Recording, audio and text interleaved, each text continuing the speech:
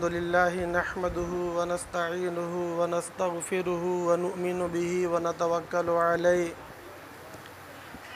ونعوذ بالله من شرور أنفسنا ومن سيئات أعمالنا من يهده الله فلا مضل له ومن يضلله فلا هادي له ونشهد أن لا إله إلا الله وحده لا شريك له ونشهد أن سيدنا ومولانا محمدا عبده ورسوله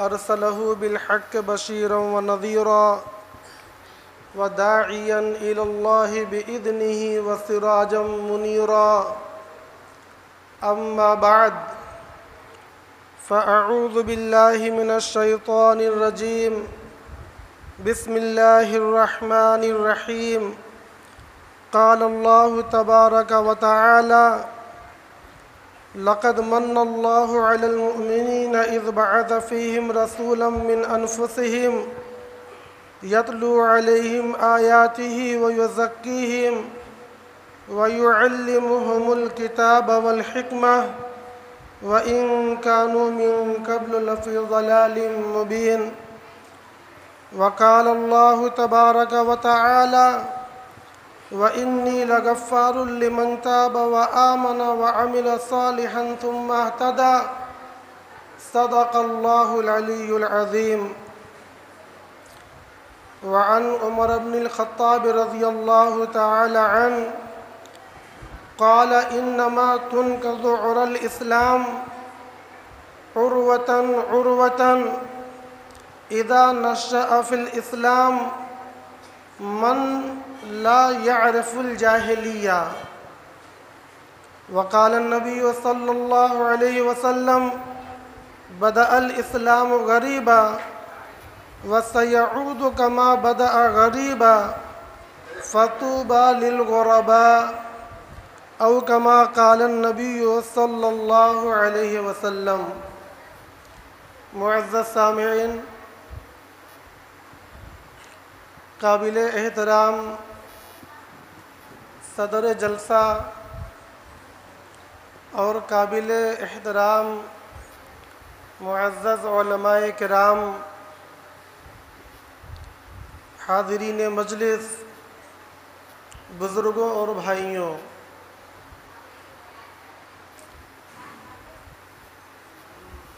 آج کا یہ جلسہ سیرت النبی کا جلسہ ہے اور میں نے رفیق محترم حضرت مولانا حبیب الرحمن صاحب مظاہری، استاد مدرسہ تعلیم الدین پرانا پل کی بڑی عمدہ تقریر سنی۔ معاشرے کے اصلاح کے باریک نکات پر مولانا نے بہت عمدہ خطاب فرمایا جو ہم سب لوگوں کے لیے لائق عمل ہے۔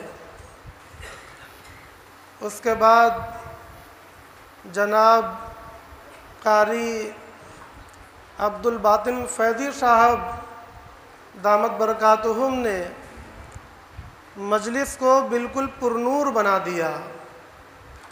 نبی پاک صلی اللہ علیہ وسلم کی مدحت میں، آپ کی عظمت میں، آپ کی رسالت کی شان میں اور آپ کی سیرت کے بیان میں صحابہ کرام رضی اللہ عنہم اجمعین کی شان میں اور کچھ معاشرتی اور اخلاقی مسائل کے بیان میں حضرت قاری صاحب نے بہت عمدہ انداز میں اشعار اور نعت اور نظموں کو پیش کر کے الحمدللہ ہم لوگوں کو بہت عمدہ درس اور تعلیم دیا ہے۔ آج کا یہ جلسہ اپنی کامیابی کی طرف رواں دواں ہیں۔ جناب مولانا فرید احمد صاحب دامت برکاتہم یہ میرے استاد ہیں، اور استاد کے سامنے مجھے کرسی پر اونچائی پر نہیں بیٹھنا چاہیے، مگر حضرت کی اجازت سے میں چند باتیں عرض کرنے کے لیے یہاں بیٹھا ہوں۔ محترم بھائیوں اور دوستوں، میں نے اس جلسہ سیرت النبی کے تعلق سے قرآن مجید سے 2 آیتیں اور احادیث مبارکہ سے 2 روایتیں آپ کے سامنے پیش کی ہیں۔ یہ بات جاننا چاہیے کہ نبی پاک صلی اللہ علیہ وسلم کی سیرت کے اتنے پہلو ہیں کہ ان کو ایک تو کیا ہزاروں مجلسوں میں بھی کما حقہ بیان نہیں کیا جا سکتا۔ 1400 سال سے نبی پاک صلی اللہ علیہ وسلم کی تعلیمات پر، آپ کی سیرت پر کتابیں لکھی جا رہی ہیں، بیانات کیے جا رہے ہیں، مگر ختم ہونے کا نام نہیں ہے۔ اس لیے جو بھی مقرر آتا ہے اپنے اعتبار سے یا ماحول کے تقاضے کے اعتبار سے سیرت کے کسی گوشے سے کوئی بات اٹھا کر پیش کر دیتا ہے۔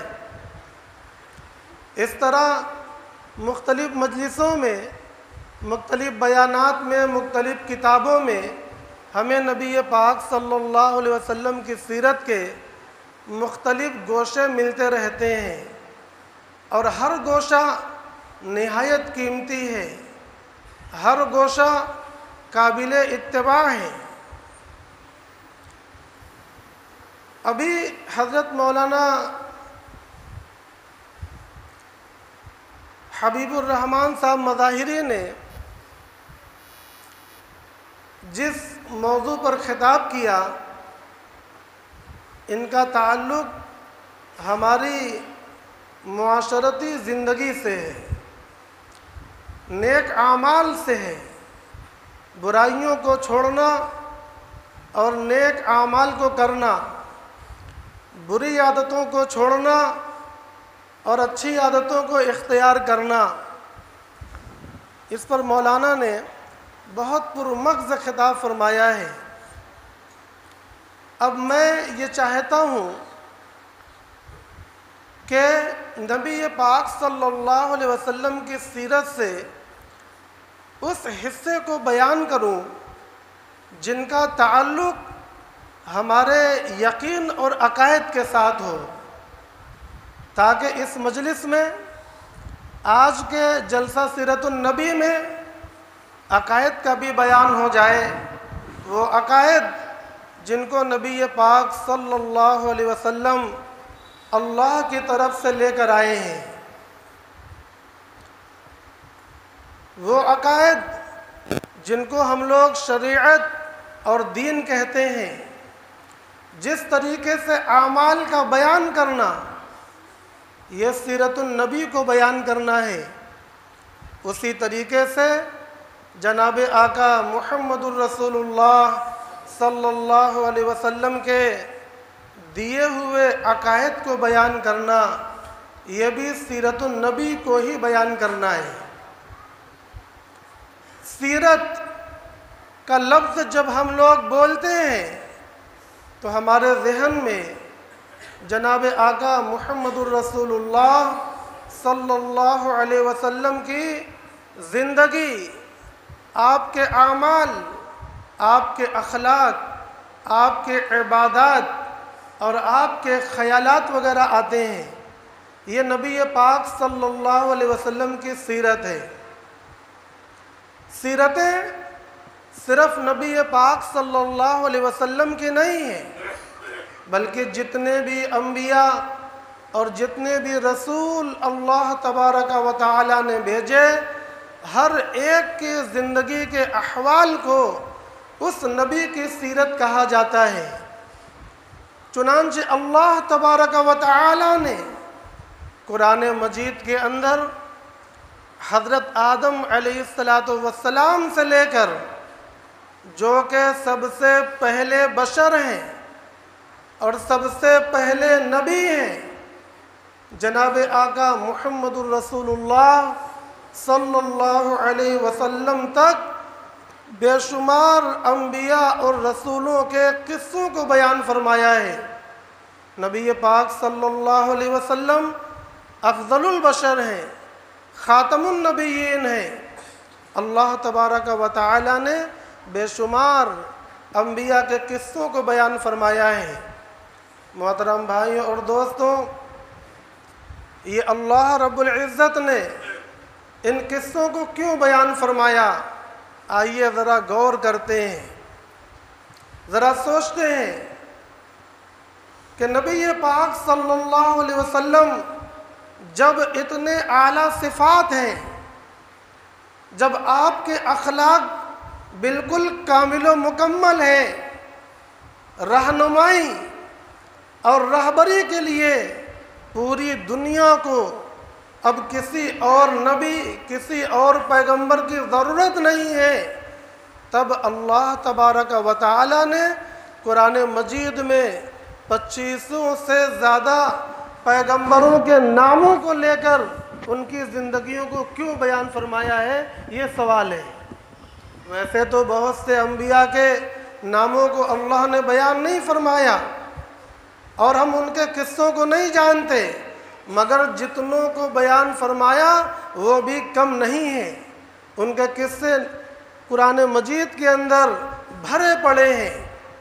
سوال یہ ہے کہ اللہ تبارک و تعالی نے پرانے پیغمبروں کے قصوں کو کیوں بیان فرمایا ہے؟ اسی پر غور کرتے ہیں۔ دیکھیے، بعض اسلاف نے فرمایا القصص جنود اللہ، قصے اللہ کے لشکر ہیں، قصے اللہ کے لشکر ہیں۔ کیا معنی؟ لشکر کا مطلب یہ ہے کہ اس کو رد کرنا، اس کو یوں ہی ہٹا دینا یہ آسان نہیں ہے۔ ابھی بھی بات سمجھ میں نہیں آئی؟ جب ہم کبھی عقلی دلائل سے بات کرتے ہیں تو سامنے والا دوسری عقلی دلیلیں لا کر ہمارے دلائل کو توڑتا ہے اور بحثیں لمبی ہو جاتی ہیں، مگر قصے جو یقینی ہیں ان کو کوئی معاند توڑ نہیں سکتا، کیونکہ وہ حقیقی واقعہ ہوا کرتا ہے۔ اب بات سمجھ میں آئی؟ یہ قصے اللہ تبارک و تعالیٰ کے لشکر ہیں، یعنی کوئی معاند، کوئی منکر، کوئی دشمن آسانی کے ساتھ ان کو رد نہیں کر سکتا، ان کو ہر حال میں ماننا ہی پڑتا ہے۔ ایک تو یہ بات ہو گئی۔ دوسری بات غور کریں، اللہ تبارک و تعالی نے پہلے پارے میں بہت شروع میں حضرت آدم اور حضرت آدم علیہ السلام اور ابلیس کے واقعے کو بیان کیا ہے، بیان فرمایا ہے۔ ان کے ساتھ جو واقعہ ہوا آپ سب لوگ جانتے ہیں، اور نتیجہ کیا ہوا؟ قُلْنَا اهْبِطُوا جَمِيعًا۔ اللہ تعالیٰ فرماتے ہیں کہ ہم نے کہا کہ تم سب کے سب اترو۔ قُلْنَا اهْبِطُوا جَمِيعًا فَإِمَّا يَأْتِيَنَّكُم مِّنِّي هُدًى فَمَن تَبِعَ هُدَايَ فَلَا خَوْفٌ عَلَيْهِمْ وَلَا هُمْ يَحْزَنُونَ۔ یہ بہت توجہ دینے کی جگہ ہے۔ اب بالکل عین موضوع پر بیان آ چکا ہے۔ اللہ تبارک و تعالیٰ نے فرمایا تم سب کے سب جنت سے نکلو اور زمین کی طرف اتر جاؤ۔ قُلْنَا اهْبِطُوا جَمِيعًا قُلْنَا اهْبِطُوا مِنْهَا جَمِيعًا فَإِمَّا يَأْتِيَنَّكُم مِّنِّي هُدًى۔ آگے فرمایا کہ تمہارے پاس میری جانب سے ہدایت آئے گی۔ فَمَن تَبِعَ هُدَايَ، تو جو میری ہدایت کی پیروی کرے گا، جو میری ہدایت کی پیروی کرے گا، فلا خوف علیہم ولا هم یحزنون، تو اس کے اوپر نہ کوئی خوف ہوگا نہ وہ رنجیدہ ہوگا۔ سوال یہ ہے کہ یہ جو ہدن اور ہدایہ کا لفظ ہے اس کا معنی کیا ہے؟ یہ اہم نکتہ ہے، تفسیر کی کتابوں میں آتا ہے فَإِمَّا يَأْتِيَنَّكُم مِّنِّي هُدًى، اے الرسول، ہدن سے مراد رسول آئیں گے، ہدن سے مراد رسول آئیں گے۔ یہ اللہ تبارک و تعالیٰ نے اس وقت فرمایا جب حضرت آدم علیہ السلام کو آپ نے جنت سے دنیا کی طرف بھیجا، اس وقت فرمایا کہ میرے جانب سے ہدایت یعنی رسول آئیں گے، فمن تبع ہدایا، تو جو میری ہدایت یعنی میرے رسول کی پیروی کرے گا، فلا خوف علیہم ولا هم یحزنون، جو یہ کرے گا تو اس کو کوئی خوف نہیں کرنا چاہیے اور اس کو رنجیدہ ہونے کی کوئی ضرورت نہیں ہے۔ یہاں پر بطور تضمین ایک بات میں عرض کرتا چلوں کہ بہت سے لوگوں نے ہوا بنا دیا ہے۔ کیا ہوا بنا دیا؟ کہ یہ جو لا خوف علیہم ولا هم یحزنون ہے یہ صرف اولیاء اللہ کے لیے ہے۔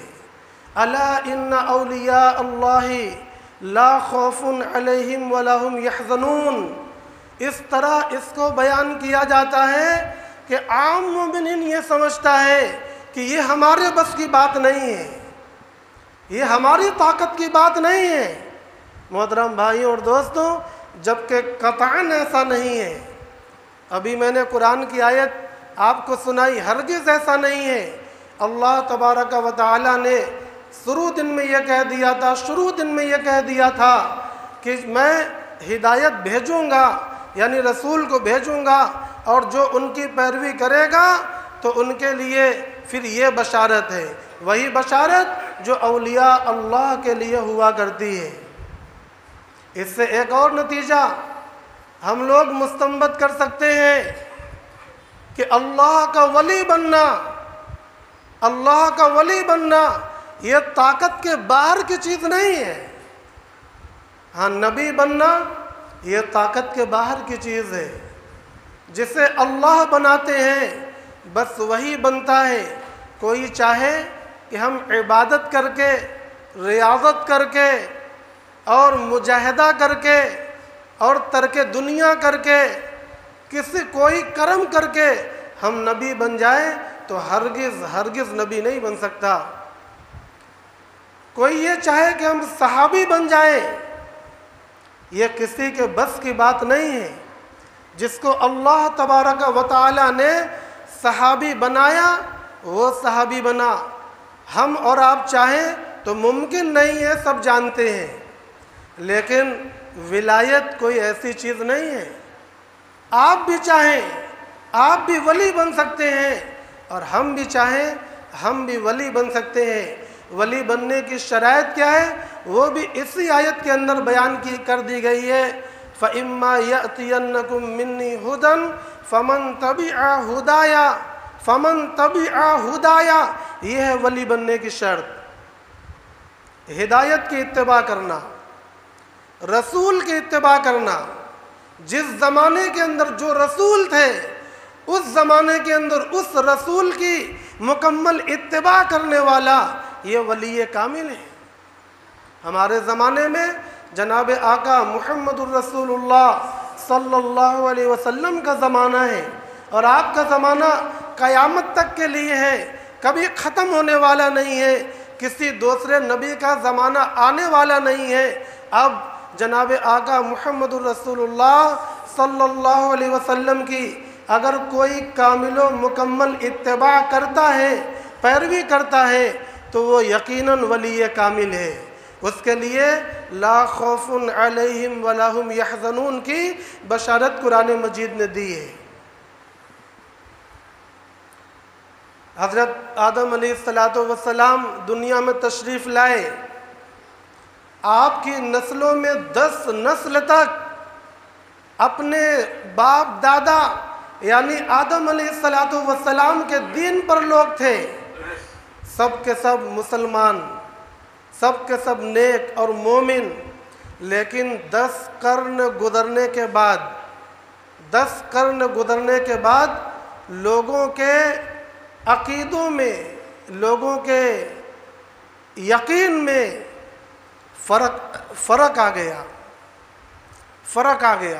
کیا فرق آیا کہ جب قرن پر قرن گزرے، پرانے لوگ انتقال کرنے لگے، انتقال کر گئے، 10 قرن گزر گئے۔ 10 قرن گزرنے میں اگر آج کے حساب سے جوڑا جائے، 70 سال کا بھی قرن پکڑا جائے تو 700 سال ہوئے۔ اختیار ہے 70 پکڑیں، 80 پکڑیں، 100 پکڑیں، لیکن اگر منیمم 70 سال کا بھی قرن پکڑا جائے تو 700 سال ہوئے۔ جب تقریباً 10 قرن گزرے تو حضرت آدم علیہ السلام کی اولادوں میں یقین اور اعتقاد کے اندر فرق آ گیا، کفر اور شرک آ گیا، بت پرستی آ گئی۔ اچھا وہ آئی کہاں سے؟ ذرا اس پر توجہ دیں۔ ان کے پاس کوئی ایسا مجسمہ نہیں تھا کہ پہلے سے یہ کہا جاتا رہا ہو کہ بھئی یہ بھی اللہ کے سوا یہ بھی معبود ہیں۔ آج تو ہمارے سامنے یہی صورتحال ہے، بہت سارے معبودان باطل، مٹیوں کے، کنکروں کے، پتھروں کے، مگر آپ غور تو فرمائیں ان کے سامنے یہ شکل کہاں سے آ گئی؟ وہ آدم کی اولاد تھے، وہ اپنے والد کے دین پر جمے ہوئے لوگ تھے، ان کے پاس بت کہاں سے آئے؟ ان کے سامنے شرک کہاں سے آیا؟ ذرا توجہ فرمائیں۔ ہوا یوں کہ جب کئی قرن گزرے تو ان میں بڑے نیک لوگ تھے، اولیاء اللہ تھے، صالحین تھے، ایسے لوگ تھے جو امر بالمعروف کرتے تھے، نہی عن المنکر کرتے تھے، لوگوں کے دلوں کو اللہ کے ذکر سے منور کرتے تھے، جلا بخشتے تھے۔ ایسے لوگ جب گزرے تو بعد میں آنے والوں نے یہ دیکھا کہ ان کی موجودگی میں دلوں کے حالات بڑے اچھے تھے، ان کے قربت میں عبادتوں کے شوق بڑے عمدہ تھے، لہذا لاؤ ایسا کر لیتے ہیں کہ ان کی تصویر بنا کر اپنے گھروں میں رکھ لیتے ہیں، ان کو دیکھیں گے، ان کی یاد آئے گی تو دلوں میں ایمان پیدا ہوگا اور اعمال کا شوق پیدا ہوگا۔ دیکھیے اس نیت سے ان لوگوں نے ان نیک لوگوں کی تصویریں بنائیں۔ اس کو ہم لوگ کیا بول سکتے ہیں؟ حب الصالحین، حب الصالحین، صالحین کی محبت میں انہوں نے یہ تصویریں بنائیں، لیکن ان کی عبادت نہیں کی، ان سے شفاعت نہیں کرائی، بس یوں ہی لگا کر چھوڑ دیا۔ جب ان کو دیکھتے تو ان کو نیک لوگ یاد آتے۔ اس کے بعد ایک اور قرن گزرا، انہوں نے دیکھا کہ ہمارے باپ دادا چاچا یہ لوگ ان تصویروں کی طرف دیکھا کرتے تھے اور ان بڑے احترام سے ان کا نام لیا کرتے تھے، ان لوگوں نے ان کی اور بھی تعظیم کرنی شروع کر دی، مگر شرک اور کفر ابھی بھی نہیں کیا۔ جب تیسری نسل آئی، چوتھی نسل آئی، انہوں نے یہ سمجھا جہالت عام ہو گئی، دین سے دوری کچھ مزید بڑھ گئی، تو انہوں نے یہ سمجھا کہ ہمارے آباء و اجداد ان کا وسیلہ لگاتے تھے اللہ تبارک و تعالیٰ سے قرب کے واسطے، اپنی باتوں کو منوانے کے واسطے، اپنی حاجتوں کو پورا کرانے کے واسطے، لہذا انہوں نے ان کی شفاعت طلب کرنا شروع کر دی۔ اسی طرح سلسلہ چلتا رہا، یہاں تک کہ ان کے بعد جو نسلیں آئیں انہوں نے باقاعدہ ان کی پوجا شروع کر دی، ان کی عبادت شروع کر دی۔ اس طرح رفتہ رفتہ ایمان والوں کے اندر شرک آ گیا اور کفر آ گیا۔ اس کے بعد اللہ تبارک و تعالی نے جیسا کہ وعدہ کیا تھا کہ میری طرف سے ہدایت آئے گی اور جو ہدایت کی پیروی کرے گا اس کو یوں بشارت ملے گی، تو اللہ کے وعدے کے مطابق اللہ کی طرف سے ہدایت آئی۔ اس ہدایت کا نام کیا ہے؟ حضرت نوح علیہ السلام۔ اللہ کی طرف سے جو ہدایت آئی اس ہدایت کا نام ہے حضرت نوح علیہ السلام۔ آپ تشریف لائے، آپ نے اپنی قوم کو اللہ تبارک و تعالیٰ کی ہدایت سنائی، اللہ کا پیغام سنایا اور ان کو یہ بتلایا کہ تمہارے جد امجد حضرت آدم علیہ السلام اس چیز کو پسند نہیں کرتے تھے، ان کا یہ دین نہیں تھا، یہ دین کی بگڑی ہوئی شکل ہے، لہذا دین کی بگڑی ہوئی شکل کو چھوڑ کر تم لوگ دین کی صحیح شکل پر آؤ۔ اللہ تبارک و تعالی نے مجھے ہدایت دے کر بھیجا ہے، مجھے رسول بنا کر بھیجا ہے۔ آپ سب جانتے ہیں کہ حضرت نوح علیہ السلام کی قوم نے ان کے ساتھ کیا برتاؤ کیا۔ 950 سال تک حضرت ابراہیم علیہ السلام نے اپنی قوم کو اللہ کی طرف بلایا اور یہ بتلایا کہ جس طریقے پر تم چلتے ہو اس کو چھوڑ دو۔ جس طریقے پر وہ لوگ چلتے تھے، آپ اس کا معنی یہ ہرگز نہ سمجھیں کہ وہ لوگ اللہ کو مانتے ہی نہیں تھے، جیسے ہمارے یہاں کے ہندو وہ اللہ کو مانتے ہی نہیں۔ بہت سے اور دوسرے لوگ جیسے یہ جو سارناتھ میں قوم رہتی ہے، جین اور بدھسٹ، ان کے یہاں رب کا، اللہ کا کوئی تصور نہیں ہے۔ وہ لوگ ایسے نہیں تھے، ان کے یہاں یہ مانا جاتا تھا کہ اللہ خالق ہے، اللہ رازق ہے، اللہ ہر چیز پر قادر ہے، اللہ مدبر ہے، اللہ کائنات کو چلانے والا ہے۔ اس میں کوئی شک اور شبہ ان کو نہیں تھا، مگر کہیں نہ کہیں وہ لوگ شرک میں مبتلا تھے۔ تو حضرت آدم علیہ السلام نے ان کو دعوت دیا، ان اعبدوا اللہ واتقوا، ایک اللہ کی عبادت کرو اور اسی سے ڈرو۔ اتقوا کا معنی کہ اسی کی بات کو مانو اور اس نے جن چیزوں سے منع کیا ہے ان چیزوں سے رک جاؤ، یہ ہے اتقوا کا معنی۔ آپ جانتے ہیں کہ حضرت نوح علیہ السلام نے 950 سال تک جو محنت کی، اس میں چند لوگوں کے سوا کوئی بھی ایمان نہیں لایا۔ ایمان نہ لایا یہ الگ بات ہے، مگر اس کے بعد کیا ہوا کہ قوم ان کی دشمن ہو گئی۔ قوم دشمن کب ہوتی ہے؟ آپ جانتے ہیں کب ہوتی ہے؟ آپ اپنا مثبت کام کرتے رہیں، قوم آپ کی کبھی دشمن نہیں ہوگی۔ قوم اس وقت دشمن ہوگی جب آپ برائی کو برائی کہنا شروع کر دیں۔ آپ جب تک بھلائی کو بھلائی کہیں گے، کوئی آپ کا دشمن نہیں ہوگا، کوئی آپ کا معاند نہیں ہوگا۔ دشمنی کب ہوتی ہے؟ جب آپ برائی کو برائی کہنا شروع کر دیں۔ لہذا حضرت نوح علیہ السلام کی قوم بھی تبھی دشمن ہوگی جب حضرت نوح علیہ السلام نے ان کو یہ بتلایا ہوگا کہ تم جو ان کے سامنے سجدہ کرتے ہو یہ حلال نہیں، حرام ہے۔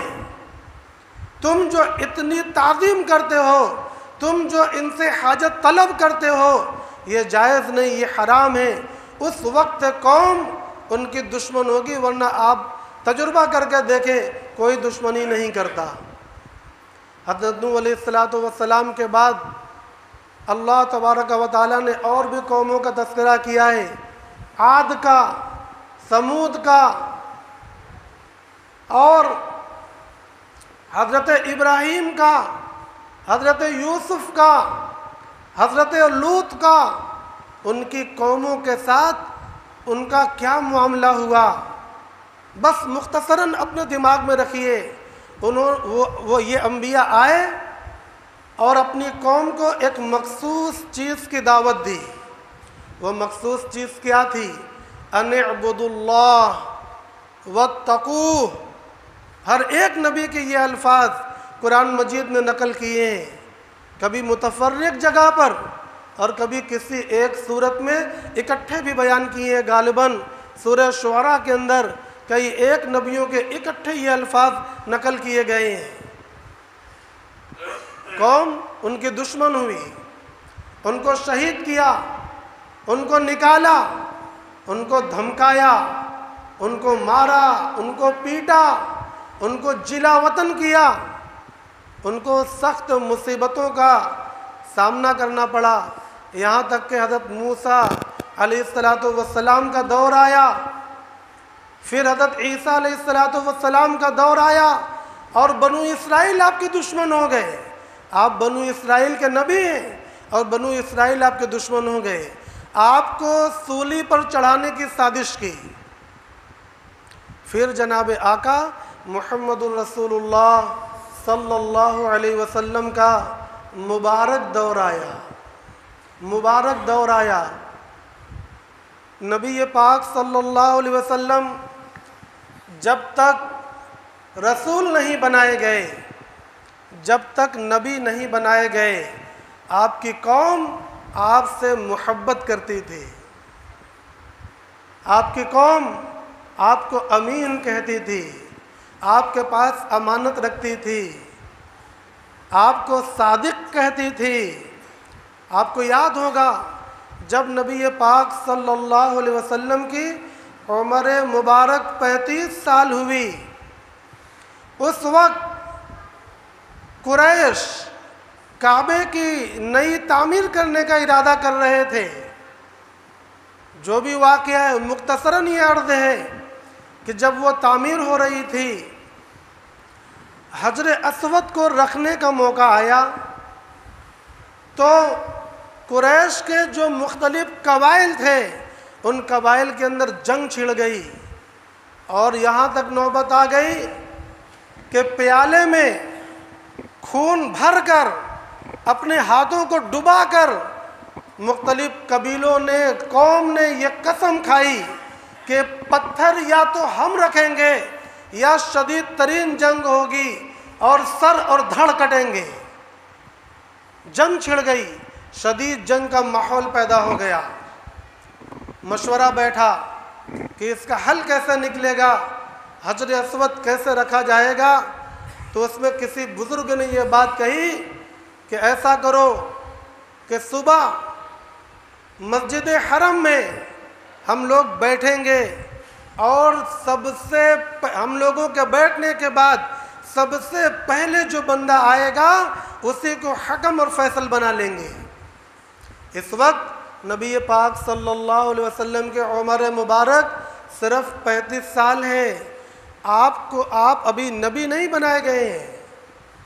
چنانچہ یہ لوگ بیٹھے، یہ بات طے ہو گئی، انتظار کرنے لگے کہ جو سب سے پہلے اب داخل ہوگا بس فیصلہ اسی کے ہاتھ میں ہے۔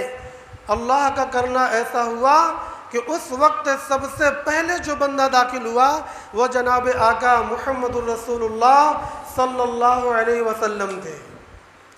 جب لوگوں نے دیکھا کہ محمد تشریف لا رہے ہیں تو لوگ خوش ہو گئے، بہت خوش ہو گئے کہ چلو یہ تو بڑی اچھی بات ہوئی، ہماری قوم کا سب سے زیادہ بہترین بندہ تشریف لا رہا ہے، سب سے معزز، سب سے امین اور سب سے سچ بولنے والا بندہ تشریف لا رہا ہے، اس کے ہاتھ میں فیصلہ چلا جائے تو کوئی رنج و غم کی بات نہیں ہے۔ چنانچہ لوگوں نے ان کو بلایا اور ان کے ہاتھ میں فیصلہ دے دیا۔ نبی پاک صلی اللہ علیہ وسلم نے بہت خوبصورت فیصلہ فرمایا۔ ایک بڑی سی چادر منگائی، اپنے دست مبارک سے حجر اسود چادر میں رکھا اور تمام قبیلوں والوں سے کہا کہ سب قبیلے کے بڑے لوگ اس چادر کو پکڑ کر اٹھا لیں اور اس کو کعبے تک لے کر چلیں، اور لوگوں نے اسی طرح کیا۔ نبی پاک صلی اللہ علیہ وسلم نے اپنے دست مبارک سے حجر اسود کو اٹھا کر اس جگہ پر رکھ دیا جس جگہ کعبے کی دیوار پر رکھنا تھا۔ اس طرح بغیر جنگ کے یہ مسئلہ سلجھ گیا۔ عرض کرنے کا مطلب یہ ہے کہ نبی بننے سے پہلے آپ کی قوم آپ کو امین کہتی تھی، آپ کو صادق کہتی تھی، آپ سے پیار کرتی تھی، آپ سے محبت کرتی تھی۔ کوئی ایک فرد بشر بھی مکے یا حجاز کے اندر آپ کا معاند نہیں تھا، آپ کا دشمن نہیں تھا، آپ کا مخالف نہیں تھا، ہر ایک ان سے محبت کر رہا تھا۔ پھر جب نبی پاک صلی اللہ علیہ وسلم کی عمر شریف 40 سال ہوئی، آپ کو خلوت پسند آنے لگی، آپ غار حرا تشریف لے جانے لگے اور رویہ صادقہ، رویہ صالحہ سے آپ مشرف ہونے لگے۔ یہ بھی وحی کی ابتدا ہے، یہ وحی کی بسم اللہ ہے۔ اور جب 40.5 سال عمر ہوئی تو نبی پاک صلی اللہ علیہ وسلم کے پاس حضرت جبرائیل امین تشریف لے آئے۔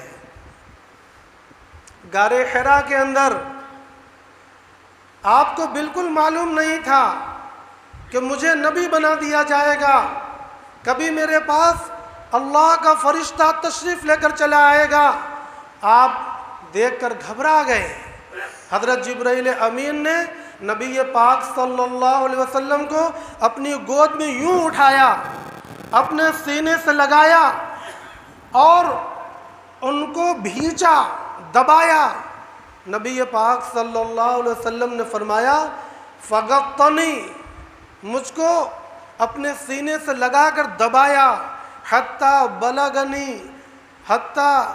بلغ منی الجہد، یہاں تک کہ انتہائی میری انتہا کو بات پہنچ گئی، اتنی مشقت ہوئی۔ حضرت جبرائیل امین نے فرمایا اقرا، پڑھیے۔ نبی پاک صلی اللہ علیہ وسلم نے فرمایا ما انا بقاری، میں پڑھا ہوا نہیں ہوں، کیسے پڑھوں؟ حضرت جبرائیل امین نے پھر اٹھایا اور سینے سے بہت زور سے دبایا اور فرمایا اقرا۔ اللہ کے نبی نے فرمایا ما انا بقاری، میں پڑھا ہوا نہیں ہوں۔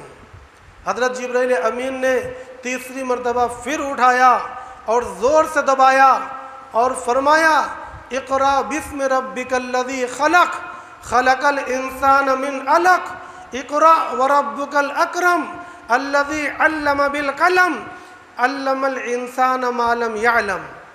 یہ 5 آیتیں اللہ کے نبی صلی اللہ علیہ وسلم کی زبان مبارک پر یہ آیتیں جاری ہو گئیں۔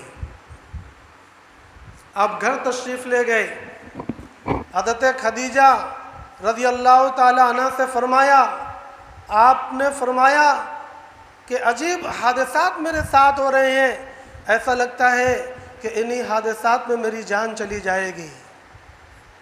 اس وقت حضرت خدیجہ کبریٰ رضی اللہ تعالی عنہا نے جو الفاظ کہے، امت ہمیشہ سونے کے قلم سے اس کو لکھتی رہے گی۔ حضرت خدیجہ نے فرمایا کلا واللہ، ہرگز نہیں، خدا کی قسم، ان اللہ لا یخزیک ابدا، اللہ تبارک و تعالی آپ کو کبھی ناکام نہیں فرمائیں گے، آپ کو کبھی رسوا نہیں فرمائیں گے۔ انک لتصل الرحم وتحمل الکل وتقری الضیف وتکسب المعدوم وتعین علی نوائب الحق او کما قالت۔ کیا فرمایا؟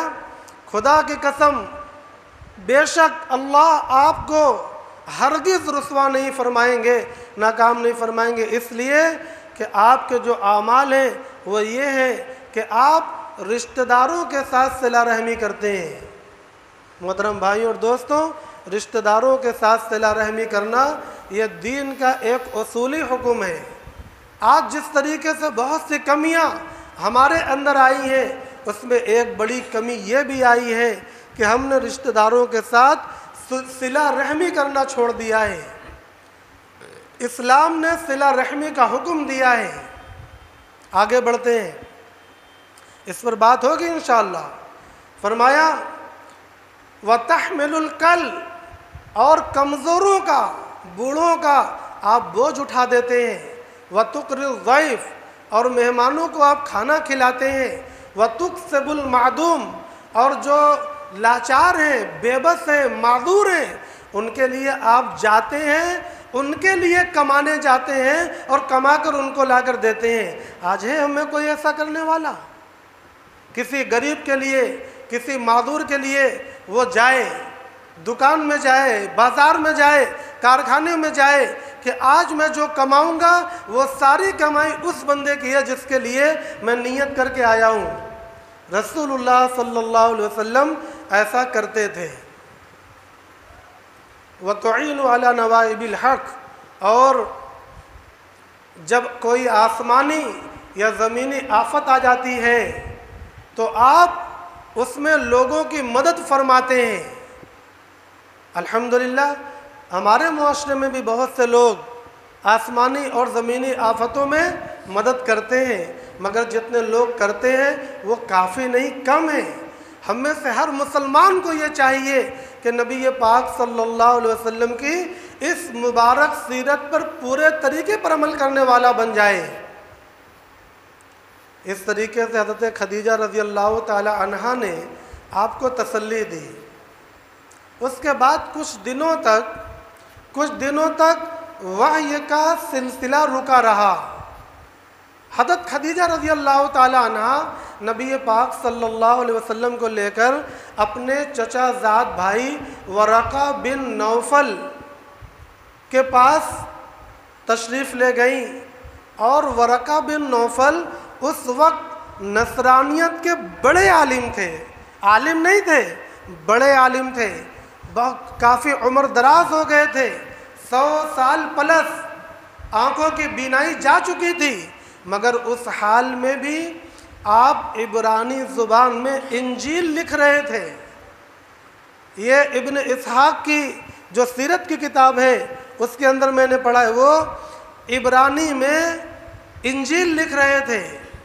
جب حضرت خدیجہ اپنے چچا زاد بھائی کے پاس گئیں اور ان کو بتایا کہ یہ محمد ہیں، میرے شوہر ہیں، اور ان کے ساتھ یہ حادثہ واقعہ ہو رہا ہے، تو ورقہ بن نوفل نے کہا کہ اچھا اگر ایسی بات ہے تو یہ وہی ناموس ہے جو موسیٰ علیہ السلام کے پاس آیا کرتا تھا اور توریت کو لایا کرتا تھا۔ اگر یہ سچ کہہ رہے ہیں تو پھر یہ نبی بنا دیے جائیں گے اور ان کو ان کی قوم وطن سے نکال دے گی۔ اگر اس وقت میں زندہ رہا تو میں ان کا ساتھ دوں گا، لیکن ان کی قوم ان کو وطن سے نکالے گی۔ نبی پاک صلی اللہ علیہ وسلم نے جب یہ سنا تو پوچھا اوا مخرجیہم، کیا وہ لوگ مجھ کو نکال دیں گے؟ آپ کو کیوں حیرت ہو رہی ہے؟ آپ ذرا تصور کریے، نبی پاک صلی اللہ علیہ وسلم کو یہاں پر حیرت کیوں ہو رہی ہے؟ اوا مخرجیہم، کیا وہ لوگ مجھے نکال دیں گے؟ وہ لوگ تو محبت کر رہے ہیں، وہ لوگ تو آپ کو امین کہتے ہیں، وہ لوگ تو آپ کو صادق کہتے ہیں، پھر بھلا کیسے یہ تصور کیا جا سکتا ہے کہ آدمی اپنے چاہنے والوں کو، اپنے محبت کرنے والوں کو اپنے وطن سے نکال دے؟ یہ اس وقت سخت حیرت اور شدید تعجب کی بات تھی جو نبی پاک صلی اللہ علیہ وسلم کو پیش آئی۔ چنانچہ مختصر یہ کہ آپ کو نبی بنا دیا گیا۔ کچھ دنوں تک وحی کا سلسلہ رکا رہا۔ اس دوران نبی پاک صلی اللہ علیہ وسلم آئے دن پہاڑوں پر چلے جاتے، مکے میں اونچے اونچے پہاڑ ہیں، پہاڑوں پر چلے جاتے اور اتنا پریشان رہتے کہ وہ سوچتے کہ اپنے آپ کو پہاڑ سے گرا کر ختم کر دے، اور جیسے ہی وہ چوٹی پر چڑھ کر سوچتے کہ اپنے ارادے کو عملی جامہ پہنا دیں، فوراً حضرت جبرائیل امین تشریف لے آتے اور نبی پاک صلی اللہ علیہ وسلم رک جاتے۔ یہ سلسلہ چلتا رہا اور مہینوں گزر گئے، تب جا کر اللہ تبارک و تعالیٰ کی طرف سے دوسری آیت نازل ہوئی۔ ابھی سورہ اقرا پوری نازل نہیں ہوئی ہے، صرف 5 آیتیں نازل ہوئی ہیں۔ ان 5 آیتوں کے بعد اب دیکھیے دوسری سورت نازل ہو رہی ہے۔ کیا نازل ہو رہی ہے؟ یا ایھا المدثر قم فانذر وربک فکبر وثیابک فطہر۔ ہاں، جس دن یہ آیت نازل ہوئی اس دن جب حضرت جبرائیل آئے تو نبی پاک صلی اللہ علیہ وسلم ان کو دیکھ کر بہت ڈر گئے، کیونکہ حضرت جبرائیل امین کچھ بڑی شکل میں آئے۔ تو نبی پاک صلی اللہ علیہ وسلم گھر تشریف لے گئے تو حضرت خدیجہ کبریٰ رضی اللہ عنہا سے فرمایا زملونی زملونی، دثرونی، دو بار کا واقعہ ہے اور دونوں الفاظ ہیں۔ تب اللہ تبارک و تعالیٰ نے یہ آیتیں نازل فرمائیں۔ انہی آیتوں میں ہمیں غور کرنا ہے۔ کیا کہا جا رہا ہے؟ کہا گیا یا ایھا المدثر، اے کمبل اوڑھنے والے، قم، کھڑے ہو جائیے، قم فانذر، اور ڈروائیے۔ انذر انذار سے بنا ہے، انذر ینذر انذارا، باب افعال۔ یہ فعل ہمیشہ متعدی ہوتا ہے، ڈرنا نہیں، ڈروانا۔ اپنی قوم کو ڈروائیے۔ یہاں پر رک کر تھوڑی گفتگو کرتے ہیں، کس چیز سے ڈروائیے؟ یہ سوال تو ہمارے ذہن میں پیدا ہوتا ہے، کس چیز سے ڈروائیے؟ اب ہم لوگ اپنے اصل موضوع پر دوبارہ واپس آ رہے ہیں۔ کچھ تمہیدیں اور کچھ سیرت کی باتیں یہ تمہید کے طور پر آ گئی تھی، ذکر خیر کے طور پر آ گئی تھی۔ ڈروائیے، کس چیز سے قوم کو ڈروانا تھا؟ قوم کس چیز میں مبتلا تھی؟ کون قوم؟ قریش۔ کہاں کے؟ مکے کے۔ مکے میں کون نبی تھا؟ حضرت اسماعیل۔ کن کا دین تھا؟ حضرت ابراہیم۔ قریش، بنو ہاشم، مکے کے لوگ، مدینے کے لوگ، عرب کے لوگ، حجاز کے لوگ، یہ سب کے سب دین ابراہیمی پر تھے، نماز پڑھتے تھے، وہاں نماز تھی، حج کرتے تھے، وہاں حج تھا، کعبے کا طواف تھا۔ آپ جانتے ہیں نبی پاک صلی اللہ علیہ وسلم کے باپ داداؤں کا نام گنتے جائیے، نام آئے گا قصی بن کلاب بن مرہ بن لوئی بن غالب بن فہر بن کنانہ، اوپر جائیے، یہ اتنے اوپر کے لوگ، ان میں چند ایک کا تذکرہ بطور استشہاد کے میں پیش کرتا ہوں۔ قصی نبی پاک صلی اللہ علیہ وسلم کے پر دادا، یہ عرب کے اندر بہت پاورفل تھے، اتنے پاورفل تھے کہ ان کے زبان سے نکلی ہوئی بات دین کا درجہ رکھتی تھی، حکم قطعی کا درجہ رکھتی تھی، اور اللہ تبارک و تعالی نے ان کو نوازا بھی بہت تھا۔ وہ بڑے حکیم تھے، وہ بڑے عالم تھے، وہ بڑے کاریگر تھے۔ انہوں نے اپنے وقت میں مکے کے نظام کو منظم کیا تھا، اور وہ منظم کیا کیا تھا کہ حاجی جو آئیں گے تو سقایا کی ذمہ داری، یعنی پانی پلانے کی ذمہ داری کس کی ہوگی؟ رفادہ کی ذمہ داری، یعنی کھانا کھلانے کی ذمہ داری کس کی ہوگی؟ حجابہ کی ذمہ داری، یعنی کعبے کی پردہ پوشی کی ذمہ داری کس کی ہوگی؟ लिवा की जिम्मेदारी यानी झंडा, हज के मौके पर झंडा उठाने की जिम्मेदारी किसकी होगी? ये सारे काम जुर्हुम के पास थे। कुसै ने अपने पास, कुरैश ने अपने पास कर लिया और इनको मुनज़्ज़म कर लिया। उसके बाद उनकी नस्ल में चलता रहा। मुख्तसरन ये अर्ज़ करना है कि ये सारे काम तब भी थे। हज और नमाजें ये नबी पाक सल्लल्लाहु अलैहि वसल्लम के ज़माने की नई दरियाफ्त नहीं थी। वो लोग इब्राहीम अलैहिस्सलातु वस्सलाम के दीन पर थे।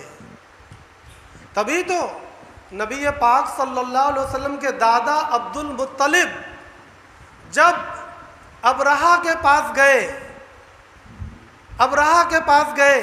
तो अबरहा ने कहा कि आप क्यों तशरीफ़ लाए हैं? कहा कि तुमने मेरा ऊँट ज़बरदस्ती ले लिया है, मैं अपना ऊँट मांगने आया हूँ। अबरहा हंसने लगा और कहने लगा, साहब आपकी शक्ल, आपका नूरानी चेहरा और आपका वकार देखकर ऐसा लग रहा था कि आप कोई बहुत बड़ी बात करने आएंगे। अरे मैं काबा को मुनहदिम करने आया हूँ, आप उसकी बात नहीं कर रहे हैं, अपने 200 ऊँटों की बात कर रहे हैं। शर्म की बात है।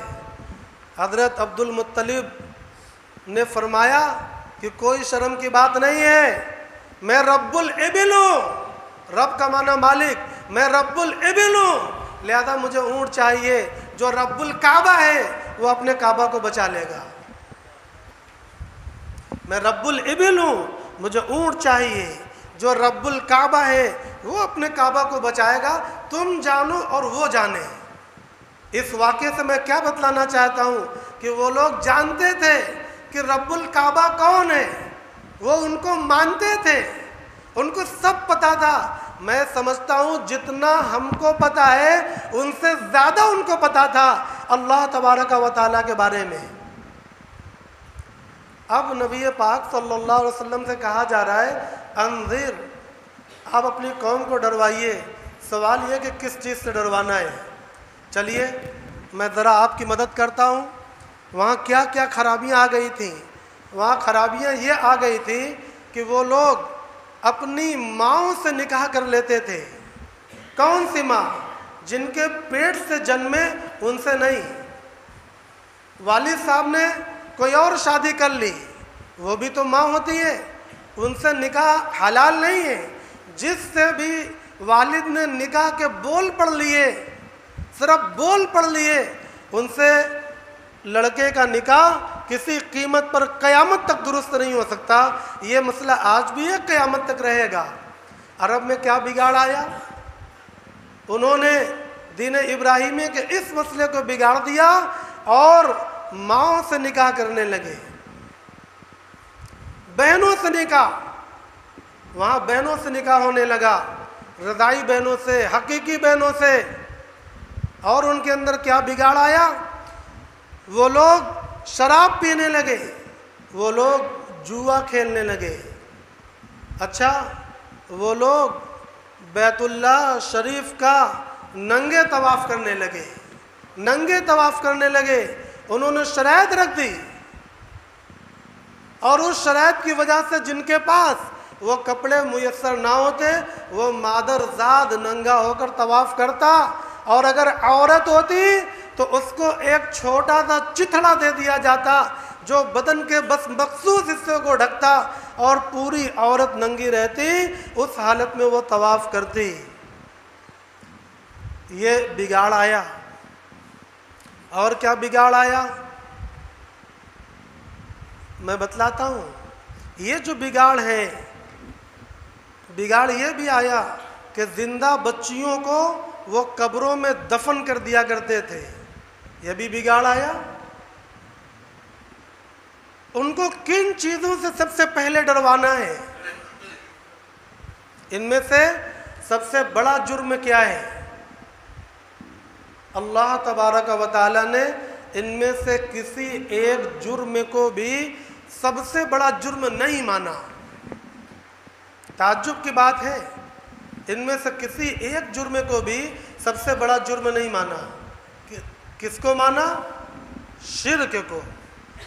اللہ تبارک و تعالیٰ کے ساتھ جو وہ معبودان باطل کو شریک کیا کرتے تھے، جو معبودان باطل کو شریک کیا کرتے تھے، یہ جو انذر کہا جا رہا ہے، آپ تفسیر کی کتابوں کو اٹھا کر دیکھیے، وہاں پر تفسیر میں یہ لکھا ہے، اور اے محمد صلی اللہ علیہ وسلم ان کو ڈروائیے شرک سے جن کو وہ اللہ کے ساتھ عبادت میں اور صفات میں شریک کیا کرتے ہیں۔ وہ لوگ ماؤں سے نکاح کرتے تھے، بہنوں سے نکاح کرتے تھے، زندہ درگور کرتے تھے، بچیوں کو ننگے طواف کیا کرتے تھے، مگر اللہ کے نبی کے پاس جو سب سے پہلا حکم آتا ہے وہ ان چیزوں سے روکنے کا حکم نہیں ہے۔ وہ کس چیز سے روکنے کا ہے؟ شرک سے روکنے کا، جن کا تعلق عقیدے کے ساتھ ہے۔ آپ لاکھ کوئی بھی نیکی کر لیں اور کسی برائی سے بھی بچ جائیں، لیکن اگر عقیدے کے اندر ادنا سا شرک ہے، کسی قیمت پر اللہ تبارک و تعالی معاف نہیں فرمائیں گے۔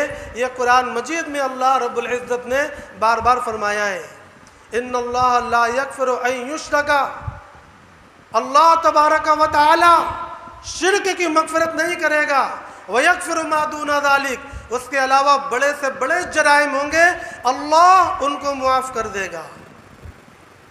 اس سے یہ بات سمجھ میں آئی کہ اگر سب سے بڑا کوئی ظلم ہے، اگر کوئی سب سے بڑا جرم ہے تو وہ اللہ تبارک و تعالیٰ کے ساتھ شرک کرنا ہے۔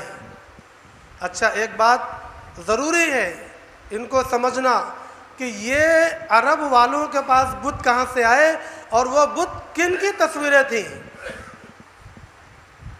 سب سے پہلے عمرو بن لحی، بہت مشہور نام ہے، یہ عرب کا راجہ تھا، اس کو بادشاہت حاصل ہو گئی تھی، اور اللہ تبارک و تعالیٰ نے اس کو بہت خوبیوں کا مالک بھی بنایا تھا، اور اس کا بھی وہی مقام تھا، اس کی زبان سے نکلا ہوا معمولی لفظ بھی حکم کا درجہ رکھتا تھا، لوگ اس کی پیروی کرتے تھے اور اس کی بات کو گویا دین اور شریعت سمجھ کر عمل کرتے تھے۔ یہ عرب کا بادشاہ بن گیا تھا، یہ ملک شام آتا جاتا رہتا تھا۔ ایک مرتبہ اس نے دیکھا کہ ملک شام میں لوگ بتوں کے سامنے بت بنائے ہیں اور ان کے سامنے عبادتوں جیسے اعمال کو انجام دے رہے ہیں، تو اس کو بھی بڑا اچھا لگا۔ یہ بہت بڑا عالم تھا، یہ نہ سمجھیے کوئی جاہل تھا، یہ اپنے وقت کا گویا عرب کے اندر سب سے بڑا عالم بھی تھا، بادشاہ بھی تھا، امیر بھی تھا اور حاکم بھی تھا۔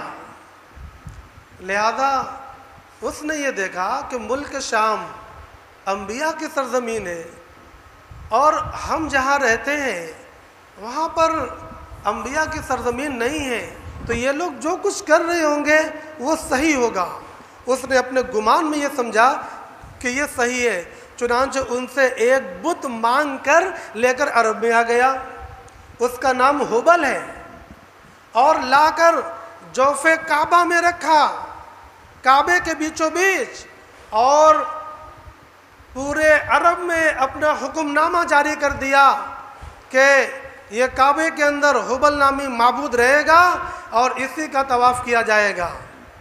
چنانچہ میں نے بتلایا کہ اس کا حکم مانا جاتا تھا، اس طریقے سے اس کا طواف شروع ہو گیا اور بت بڑھتے گئے۔ اللہ نے فرمایا کیا ہے؟ وَلَا تَذَرُنَّ آلِهَتَكُمْ، کیا ہے؟ وَلَا تَذَرُنَّ وَدًّا وَلَا سُوَاعًا وَلَا يَغُوثَ وَيَعُوقَ وَنَسْرًا۔ یہ کون ہے؟ 5 لوگ، ود، سواع، یغوث، یعوق، نصر، سورہ نوح کے اندر یہ جو 5 نام آ رہے ہیں، آپ لوگ اکثر فجر کی نمازوں میں یا عام طور سے تلاوتوں میں سنتے ہوں گے، یہ 5 لوگ یہ کعبے کے اندر ان کے بت تھے۔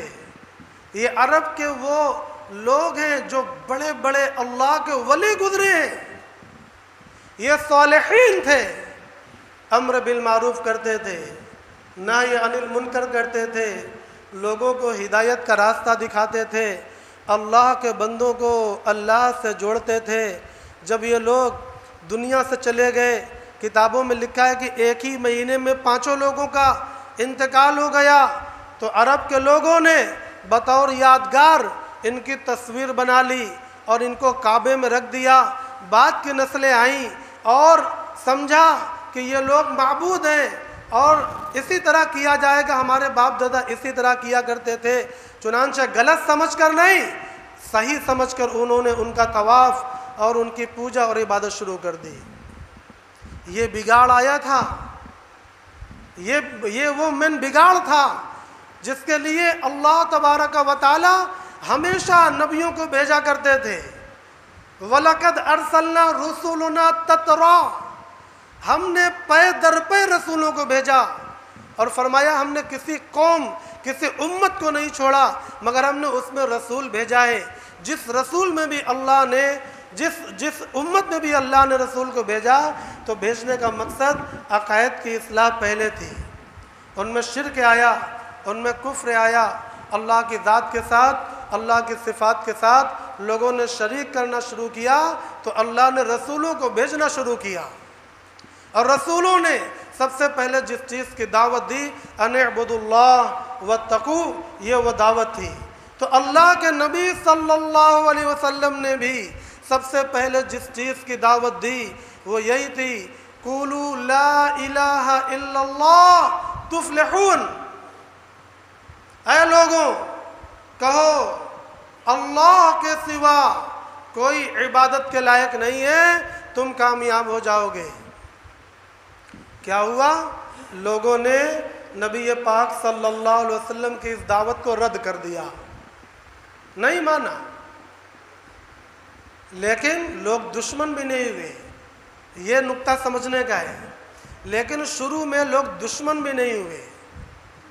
جب اللہ کے نبی صلی اللہ علیہ وسلم نے مثبت دعوت کے ساتھ منکر کو منکر کہنا شروع کیا اور یہ بتلایا کہ تم لوگ جو کچھ کر رہے ہو وہ شرک ہے، کفر ہے، وہ گناہ ہے، وہ بیکار ہے، اللہ کے نبی نے کہا کہ یہ جو بت ہیں لا ينفع ولا يضر، یہ نہ نفع دے سکتے ہیں نہ نقصان پہنچا سکتے ہیں۔ محترم بھائیوں اور دوستوں، اس وقت قوم کی قوم دشمن ہو گئی، قوم کی قوم دشمن ہو گئی۔ یہ بات کہاں چل رہی ہے؟ عقیدے کے اوپر چل رہی ہے۔ اللہ تبارک و تعالی نے اور کیا فرمایا؟ قم فانذر وربک فکبر، اٹھو اپنی قوم کو ڈراؤ یعنی شرک سے، اور اپنے رب کی بڑائی بیان کرو، اپنے رب کی بڑائی بیان کرو، سب سے بڑا کون ہے اس کو بیان کر دو۔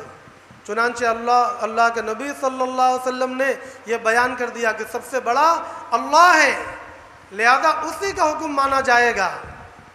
خیر، جب اللہ کے نبی صلی اللہ علیہ وسلم نے یہ بتایا لا ينفع ولا يضر، لا يضر ولا ينفع، تب قوم دشمن ہو گئی۔ اس سے پہلے دشمن نہیں تھی، اس سے پہلے لوگ مانا کرتے تھے، بہت پیار محبت کیا کرتے تھے۔ اس کے بعد رفتہ رفتہ بہت دھیمے دھیمے لوگ ایمان لائے۔ وہ جب ایمان لائے تو اللہ کے نبی کی دعوت میں شریک ہوئے اور پورے طریقے سے آپ کی پیروی کی، پورے طریقے سے پیروی کی۔ جب پورے طریقے سے پیروی کی تو ان کو ستایا گیا۔ آج ہم کو جو نہیں ستایا جا رہا ہے تو اس کا معنی یہ ہے کہ ہم رسول اللہ صلی اللہ علیہ وسلم کی پوری طرح پیروی نہیں کرتے۔ آپ دیکھیں، تمام رسولوں کو ستایا گیا، تمام صحابہ کو ستایا گیا، اور جناب آقا محمد الرسول اللہ صلی اللہ علیہ وسلم کو سب سے زیادہ ستایا گیا۔ حضرت بلال حبشی رضی اللہ تعالی عنہ، حضرت صہیب رومی، حضرت عمار، ان کے والد یاسر، ان کی ماں سمیہ، ان کو سخت ایذائیں دی گئیں، تکلیفیں دی گئیں۔ خود جناب آقا محمد الرسول اللہ صلی اللہ علیہ وسلم کے کاندھے مبارک پر اونٹوں کی اوجڑیاں لا دی گئیں. جب ابو بکر صدیق رضی اللہ تعالیٰ عنہ بچانے کے لیے تشریف لاتے ہیں تو ان کو مار کر لہو لوہان کر دیا جاتا ہے. چند سال نہیں گزرے لوگوں کی جان کے دشمن ہو گئے لوگ. اللہ کے نبی صلی اللہ علیہ وسلم نے حکم دیا کہ لوگوں جان چلی جائے گی تمہاری, تم حبشہ کی طرف ہجرت کر جاؤ. چنانچہ پہلی دفعہ میں غالباً 12 یا 16 لوگ اور 4 عورتوں نے حبشہ کی طرف ہجرت کی, جس میں حضرت عثمان غنی رضی اللہ تعالیٰ عنہ تھے, ان کی بیوی تھی عبداللہ بن مسعود رضی اللہ تعالیٰ عنہ تھے, حضرت زبیر تھے, حضرت سعد تھے. یہ لوگ حبشہ کی طرف ہجرت کر کے چلے گئے. کیوں؟ مال چھوڑ دیا, مکان چھوڑ دیا. حبشہ جب بھی ہے وہ سفر ہے, وطن نہیں ہے, مگر جان کے لالے پڑ گئے. محترم بھائیوں اور دوستوں, ایک سوال ہمارا ہے, کیا ان کے سامنے رخصت نہیں تھی؟ ان کے سامنے یہ مسئلہ نہیں تھا کہ میاں قوم جو کرتی ہے کرے, ہم نہیں بولیں گے, ہم بولیں گے تو بہت دقت کھڑی ہو جائے گی, بڑا خلفشار ہوگا. کہتے ہیں, ہمارے لوگ کہتے ہیں کہ جو کہہ رہے ہیں کہنے دو, اور جو کر رہے ہیں کرنے دو, اور جو چھین رہے ہیں چھیننے دو. اہل حق سے یہ کہا جاتا ہے کچھ مت بولنا, اگر بولو گے تو بڑا خلفشار ہوگا. کہا جاتا ہے کہ جیسے لگتا ہے ہم انکر المنکرات کر رہے ہیں, ہم منکر نہیں انکر المنکرات کر رہے ہیں. اس طرح سمجھایا جاتا ہے کچھ مت بولنا.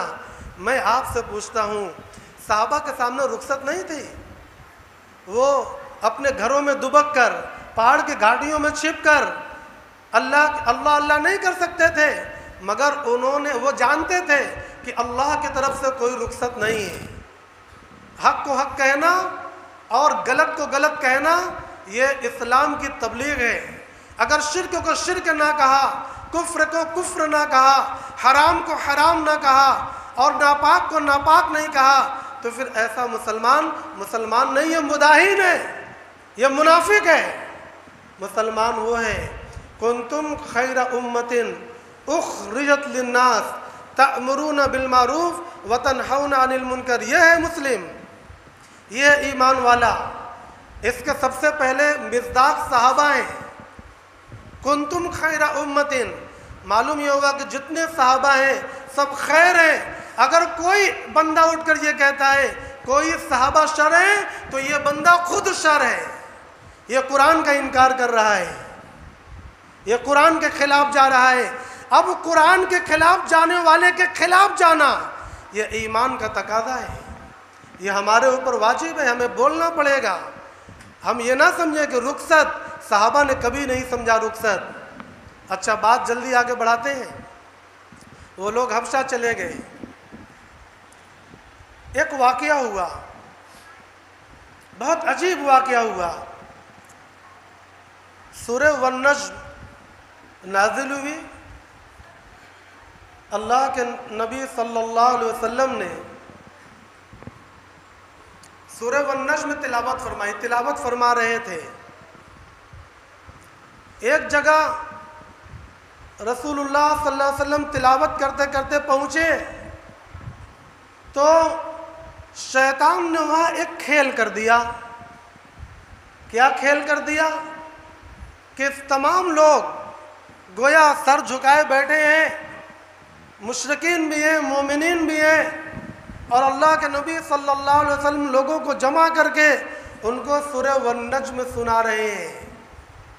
ایک جگہ اللہ کے نبی پہنچے, تلاوت کر رہے تھے. شیطان نے اللہ کے نبی کی آواز گویا بنا کر بھن سے ایک بات کہہ دی, تِلْكَ الْغَرَانِيقُ الْعُلَى وَإِنَّ شَفَاعَتَهُنَّ لَتُرْتَجَى.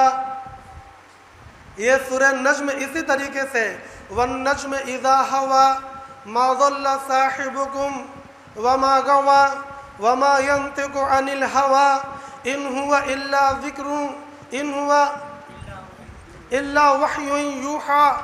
अल्लमहु शदीदुल कुवा ज़ू मिर्रतिन फस्तवा वहुव बिल उफ़क़िल अअला। इसी तर्ज पर चल रही है। शैतान ने भून से कर दिया, क्या कर दिया? वतिलकल गरानीकुल उला व इन शफ़ाअतहुन्न लतुरतजा। अब जब लोगों ने सुना, मुसलमानों ने भी और मुशरिकीन भी थे, उन्होंने भी सुना तो बहुत खुश हो गए, बहुत खुश हो गए। कहने लगे तिलकल लज़ी नुरीद, तिलकल लज़ी नुरीद। अरे हम तो यही चाहते थे, हम तो यही चाहते थे, बस बात खत्म हो गई। अरे हम भी तो यही कहते थे कि ये बड़े बड़े गुरनूक वुद वद सुवा यगूस यऊक नस्र हुबल मनात लात उज़्ज़ा, ये बड़े बड़े असनाम, ये बड़े बड़े बुत जो काबे के अंदर पड़े हुए हैं, उनकी शफाअत अल्लाह तबारक व तआला के यहाँ चलती है। हम भी तो यही कह रहे हैं। और मोहम्मद सल्लल्लाहु अलैहि वसल्लम ने भी यही कह दिया, तिलकल लज़ी नुरीद, यही बात तो हम भी चाहते हैं। बहुत खुश हो गए कि चलो भाई, इतने दिन से ये जो कह रहे थे कि अल्लाह के सिवा कोई इबादत के लायक नहीं, जो मांगना है अल्लाह से मांगो, इय्याका नअबुदु व इय्याका नस्तईन, अल्लाहुम्मा इन्ना नस्तईनुका व नस्तगफिरुका, सब बात खत्म हो गई। अल्लाह को भी, अल्लाह की भी और इन गरानीक की भी, दोनों की चलेगी, दोनों के साथ हम अज़मत का मामला करेंगे। अभी अल्लाह के नबी ने कोई ध्यान नहीं दिया। आप पढ़ते चले जा रहे हैं, बढ़ते चले जा रहे हैं, यहाँ तक के सूरह नज्म में एक आयत सजदा आती है, वो आयत सजदा आ गई।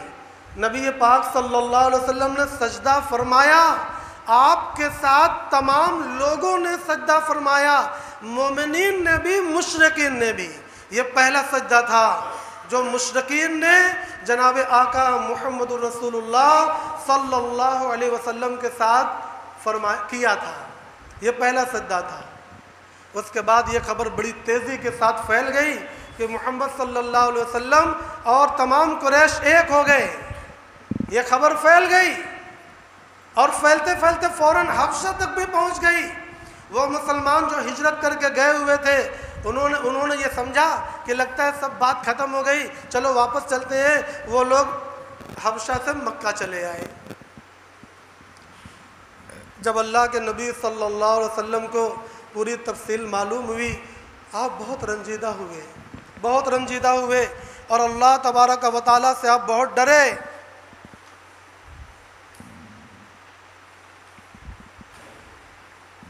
अल्लाह तबारक व तआला से आपने शदीद खौफ किया कि ये क्या हो गया। तब अल्लाह तबारक व तआला ने नबी पाक सल्लल्लाहु अलैहि वसल्लम की सफाई में आयत नाजिल फरमाई और ये बता दिया कि आप ही नहीं, आपसे पहले भी जो अंबिया आते थे और अपनी कौम को अल्लाह का कलाम सुनाते थे, तो उनमें शैतान कोशिश करता था कि अपनी बातों को शामिल कर दे। चुनांचे वो शामिल करने की कोशिश करता था, मगर हमेशा अल्लाह ने हिफाजत फरमाई। आपकी भी अल्लाह ने हिफाजत फरमाई है, शामिल नहीं हो पाएगी। वही लोग जो अभी अल्लाह के नबी के साथ सजदे में शरीक थे, जब ये आयत नाजिल हुई, सब पूरे के पूरे दुश्मन बन गए और नबी पाक सल्लल्लाहु अलैहि वसल्लम को तकलीफ़ और ईज़ा देना शुरू कर दिया। बात कहाँ चल रही है? बात मानने की है। अरब वालों को नबी की ये बात नापसंद नहीं थी। जो अल्लाह के नबी कहते थे सच बोला करो, झूठ मत बोलो, ये इससे किसी को नफरत नहीं थी। अल्लाह के नबी ने फरमाया अमानत करो, खयानत मत करो, इससे कौन नाराज़ होता है। फरमाया ला तजस्ससु वला तहस्ससु वला तनाजसु वला तनाबसु। जितने भी अल्लाह के नबी सल्लल्लाहु अलैहि वसल्लम अच्छी अच्छी बातों का हुक्म करते थे, उससे किसी को एतराज़ नहीं था, और जितनी बुरी बुरी बातों से अल्लाह के नबी रोकते थे, उनसे किसी को एतराज़ नहीं था। ये तो ज़माना जानता है कि ये बुराइयां हैं, लिहाजा उनसे एतराज़ नहीं था। अरब के लोग जो दुश्मन हुए तो इस वजह से हुए کہ یہ بندہ کہہ رہا ہے کہ اللہ کے سوا کوئی عبادت کے لائق نہیں ہے.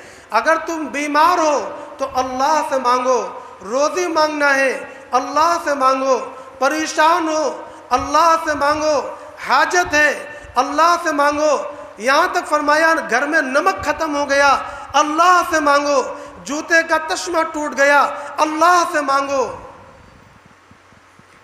یہ ہے اصل مسئلہ. یہاں پر بات پھنسی ہوئی تھی. اللہ کے نبی صلی اللہ علیہ وسلم کو جو ہجرت کے لیے مجبور ہونا پڑا، یہ تھی وہ بات. جس پر جنگیں ہو رہی تھیں، یہ تھی وہ بات. لہذا سیرت کا ایک مضبوط ترین بلکہ اول ترین حصہ یہ ہے کہ ہم سیرت کی روشنی میں سب سے پہلے اس بات کو سمجھیں کہ ہمیں اپنا عقیدہ، اپنی گفتگو، اپنی سوچ دین کے مطابق بنانا ہے. دین کس سے کہتے ہیں؟ دین کس سے کہتے ہیں؟ شاید اس کا جواب بہت سے لوگ نہ دے پاویں، تو یاد رکھیے، دین ما جاء بہ النبی صلی اللہ علیہ وسلم من عند اللہ.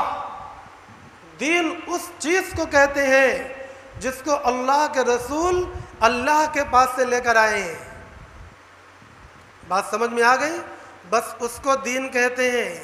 اس کے علاوہ کچھ بھی ہم اپنے سامنے دیکھیں، اس کے علاوہ جو کچھ بھی ہم دیکھیں وہ بالکل دین نہیں ہے. اس کے علاوہ جو کچھ بھی ہم دیکھیں وہ قطعاً دین نہیں ہے. اور اس کے علاوہ جس چیز پر ہم چلیں گے اس کے بارے میں اللہ نے کہا وَمَن يَبْتَغِ غَيْرَ الْإِسْلَامِ دِينًا فَلَن يُقْبَلَ مِنْهُ. یہ جو اسلام اللہ نے نبی کے واسطے سے بھیجا ہے، اس سے ہٹ کر جو کوئی عمل کر کے لائے گا تو اللہ تبارک و تعالیٰ اس کو قبول نہیں کرے گا. وہ باطل ہوگا، وہ مردود ہوگا. اللہ نے اور اللہ کے نبی نے بڑی وضاحت کے ساتھ ان چیزوں کو بیان کیا ہے. اب اگر ہم دیکھیں کہ بہت سے لوگ بظاہر بہت نیک ہیں، بظاہر نماز کے پابند ہیں، زکوٰۃ کے پابند ہیں، تلاوت کے پابند ہیں اور روزوں کے پابند ہیں، بہت سے نیکیوں کے پابند ہیں، لیکن اگر ان کا عقیدہ درست نہیں ہے تو بالکل کوئی بات بننے والی نہیں ہے. کوئی بات بننے والی نہیں ہے. چند مثالوں سے بات واضح کر کے میں بات ختم کروں. مسیلمہ کذاب، اسود عنسی اور طلیحہ الاسدی، یہ وہ لوگ ہیں جنہوں نے نبی پاک صلی اللہ علیہ وسلم کے زمانے میں نبوت کا دعویٰ کیا. نبوت کا دعویٰ کیا. ان کو کن لوگوں نے مانا؟ مسیلمہ کذاب کو بنو حنیفہ نام کی قوم نے سب سے زیادہ مانا. بنو حنیفہ نام کی قوم نے سب سے زیادہ مانا. یہ بنو حنیفہ کون تھے؟ یہ سب کے سب مسلمان تھے. یہ لوگ لا الہ الا اللہ محمد الرسول اللہ کہنے والے لوگ تھے. اذان دیتے تھے، جماعت کے ساتھ نماز پڑھتے تھے، جمعہ اور عید کرتے تھے، قربانی کرتے تھے، تلاوت کرتے تھے، مگر انہوں نے اللہ کے نبی کو چھوڑ کر نہیں. یہ تو غلط بات میں نے کہہ دیا. اللہ کے نبی کو رسول مانتے ہوئے، اللہ کے نبی کو رسول مانتے ہوئے مسیلمہ کو رسول مان لیا.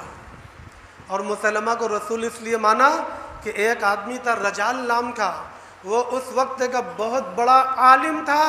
اس نے کئی معتبر اور مستند اپنے زعم کے اعتبار سے گواہوں کو کھڑا کیا جنہوں نے اس بات کی گواہی دی کہ رسول اللہ صلی اللہ علیہ وسلم نے مسیلمہ کو اپنی نبوت میں شریک کیا ہے. آپ کو معلوم ہونا چاہیے کہ مسیلمہ نے اللہ کے نبی کے پاس یہ پیغام بھیجا تھا کہ مجھے بھی نبوت کا کچھ حصہ دے دیجئے، پارٹنری کر لیجئے۔ یہ پارٹنری کا پیغام مسیلمہ نے بھیجا تھا۔ اللہ کے نبی صلی اللہ علیہ وسلم نے جواب میں لشکر بھیجنے کی بات کہی تھی، اور ابو بکر صدیق رضی اللہ تعالیٰ عنہ نے لشکر بھیج کر اس کو قتل کروایا تھا۔ تو کئی لوگوں نے یہ گواہی دے دیا کہ اللہ کے نبی نے ان کو نبوت میں شریک کیا ہے، تو بنو حنیفہ کے لوگوں نے ان کو نبی مان لیا۔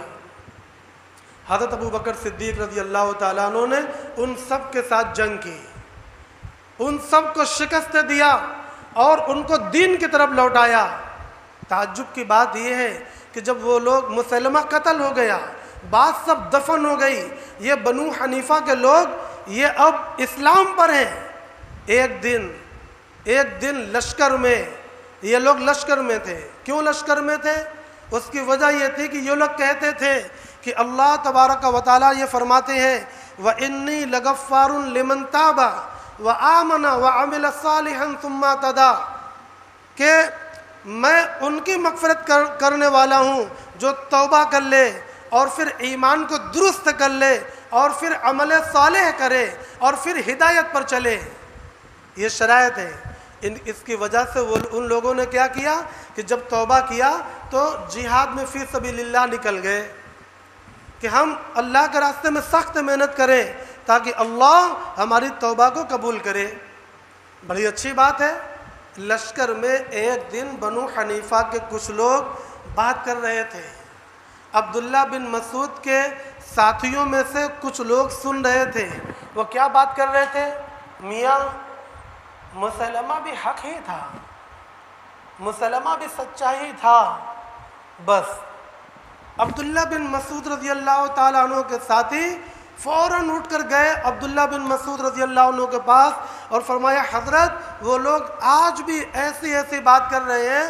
حضرت عبداللہ بن مسعود رضی اللہ تعالیٰ عنہ فوراً حرکت میں آ گئے اور امیر لشکر سے انہوں نے مسئلہ پوچھا کہ اس طرح کی بات چل رہی ہے، آپ کیا حکم کرتے ہیں؟ ان سے توبہ کروائی جائے یا ان کو قتل کروایا جائے؟ فیصلہ یہ ہوا کہ ان میں جو سرگنا ہے اس بات کو چلانے والے، ان کو تو قتل کروایا جائے، اور جو تابع ٹائپ کے لوگ ہیں ان سے توبہ کروا لی جائے۔ چنانچہ یہ عمل کروایا گیا۔ کیا ہے؟ یہ لوگ اعمال کے اندر بڑے پکے تھے۔ آپ ان کی کتابوں میں اڑا کر دیکھیے گا، عقیدہ بگڑا، قتل کر دیے گئے یا ان سے توبہ لی گئی گورنمنٹی پیمانے پر۔ آگے چلیں اور مختصر کریں۔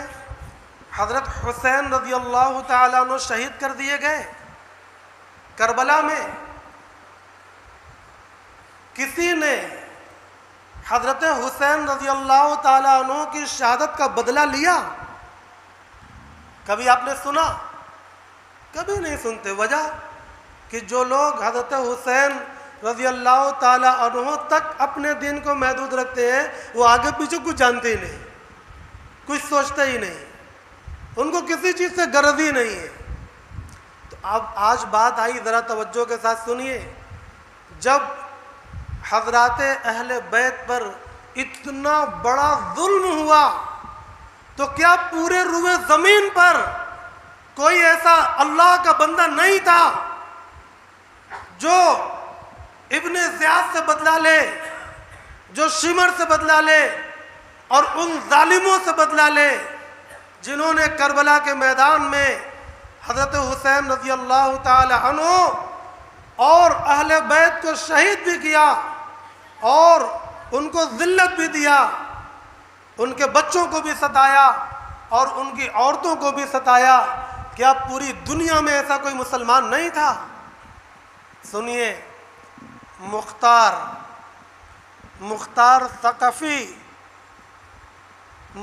ثقفی اپنے وقت کا بڑا عالم، اپنے وقت کا بڑا مجاہد، اپنے وقت کا لشکر کا سپہ سالار کمانڈر، عراق کے اندر مختار ثقفی نے بات اٹھائی کہ ظلم ہوا ہے اہل بیت پر، حضرت حسین رضی اللہ تعالیٰ عنہ کو ظلماً شہید کیا گیا ہے، لہذا ہم قصاص لیں گے، ہم بدلہ لیں گے۔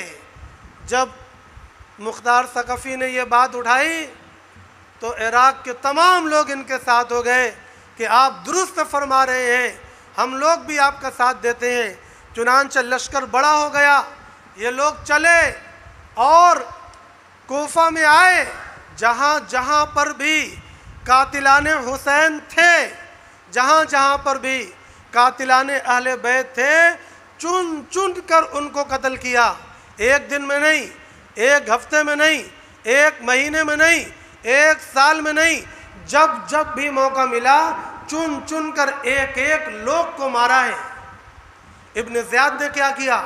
حضرت حسین رضی اللہ تعالیٰ عنہ کے سر کو جدا کر کے بھیج دیا ابن زیاد کے خزانے میں۔ ابن زیاد نے اپنے محل میں ان کے سر کو رکھا۔ مختار نے کیا کیا؟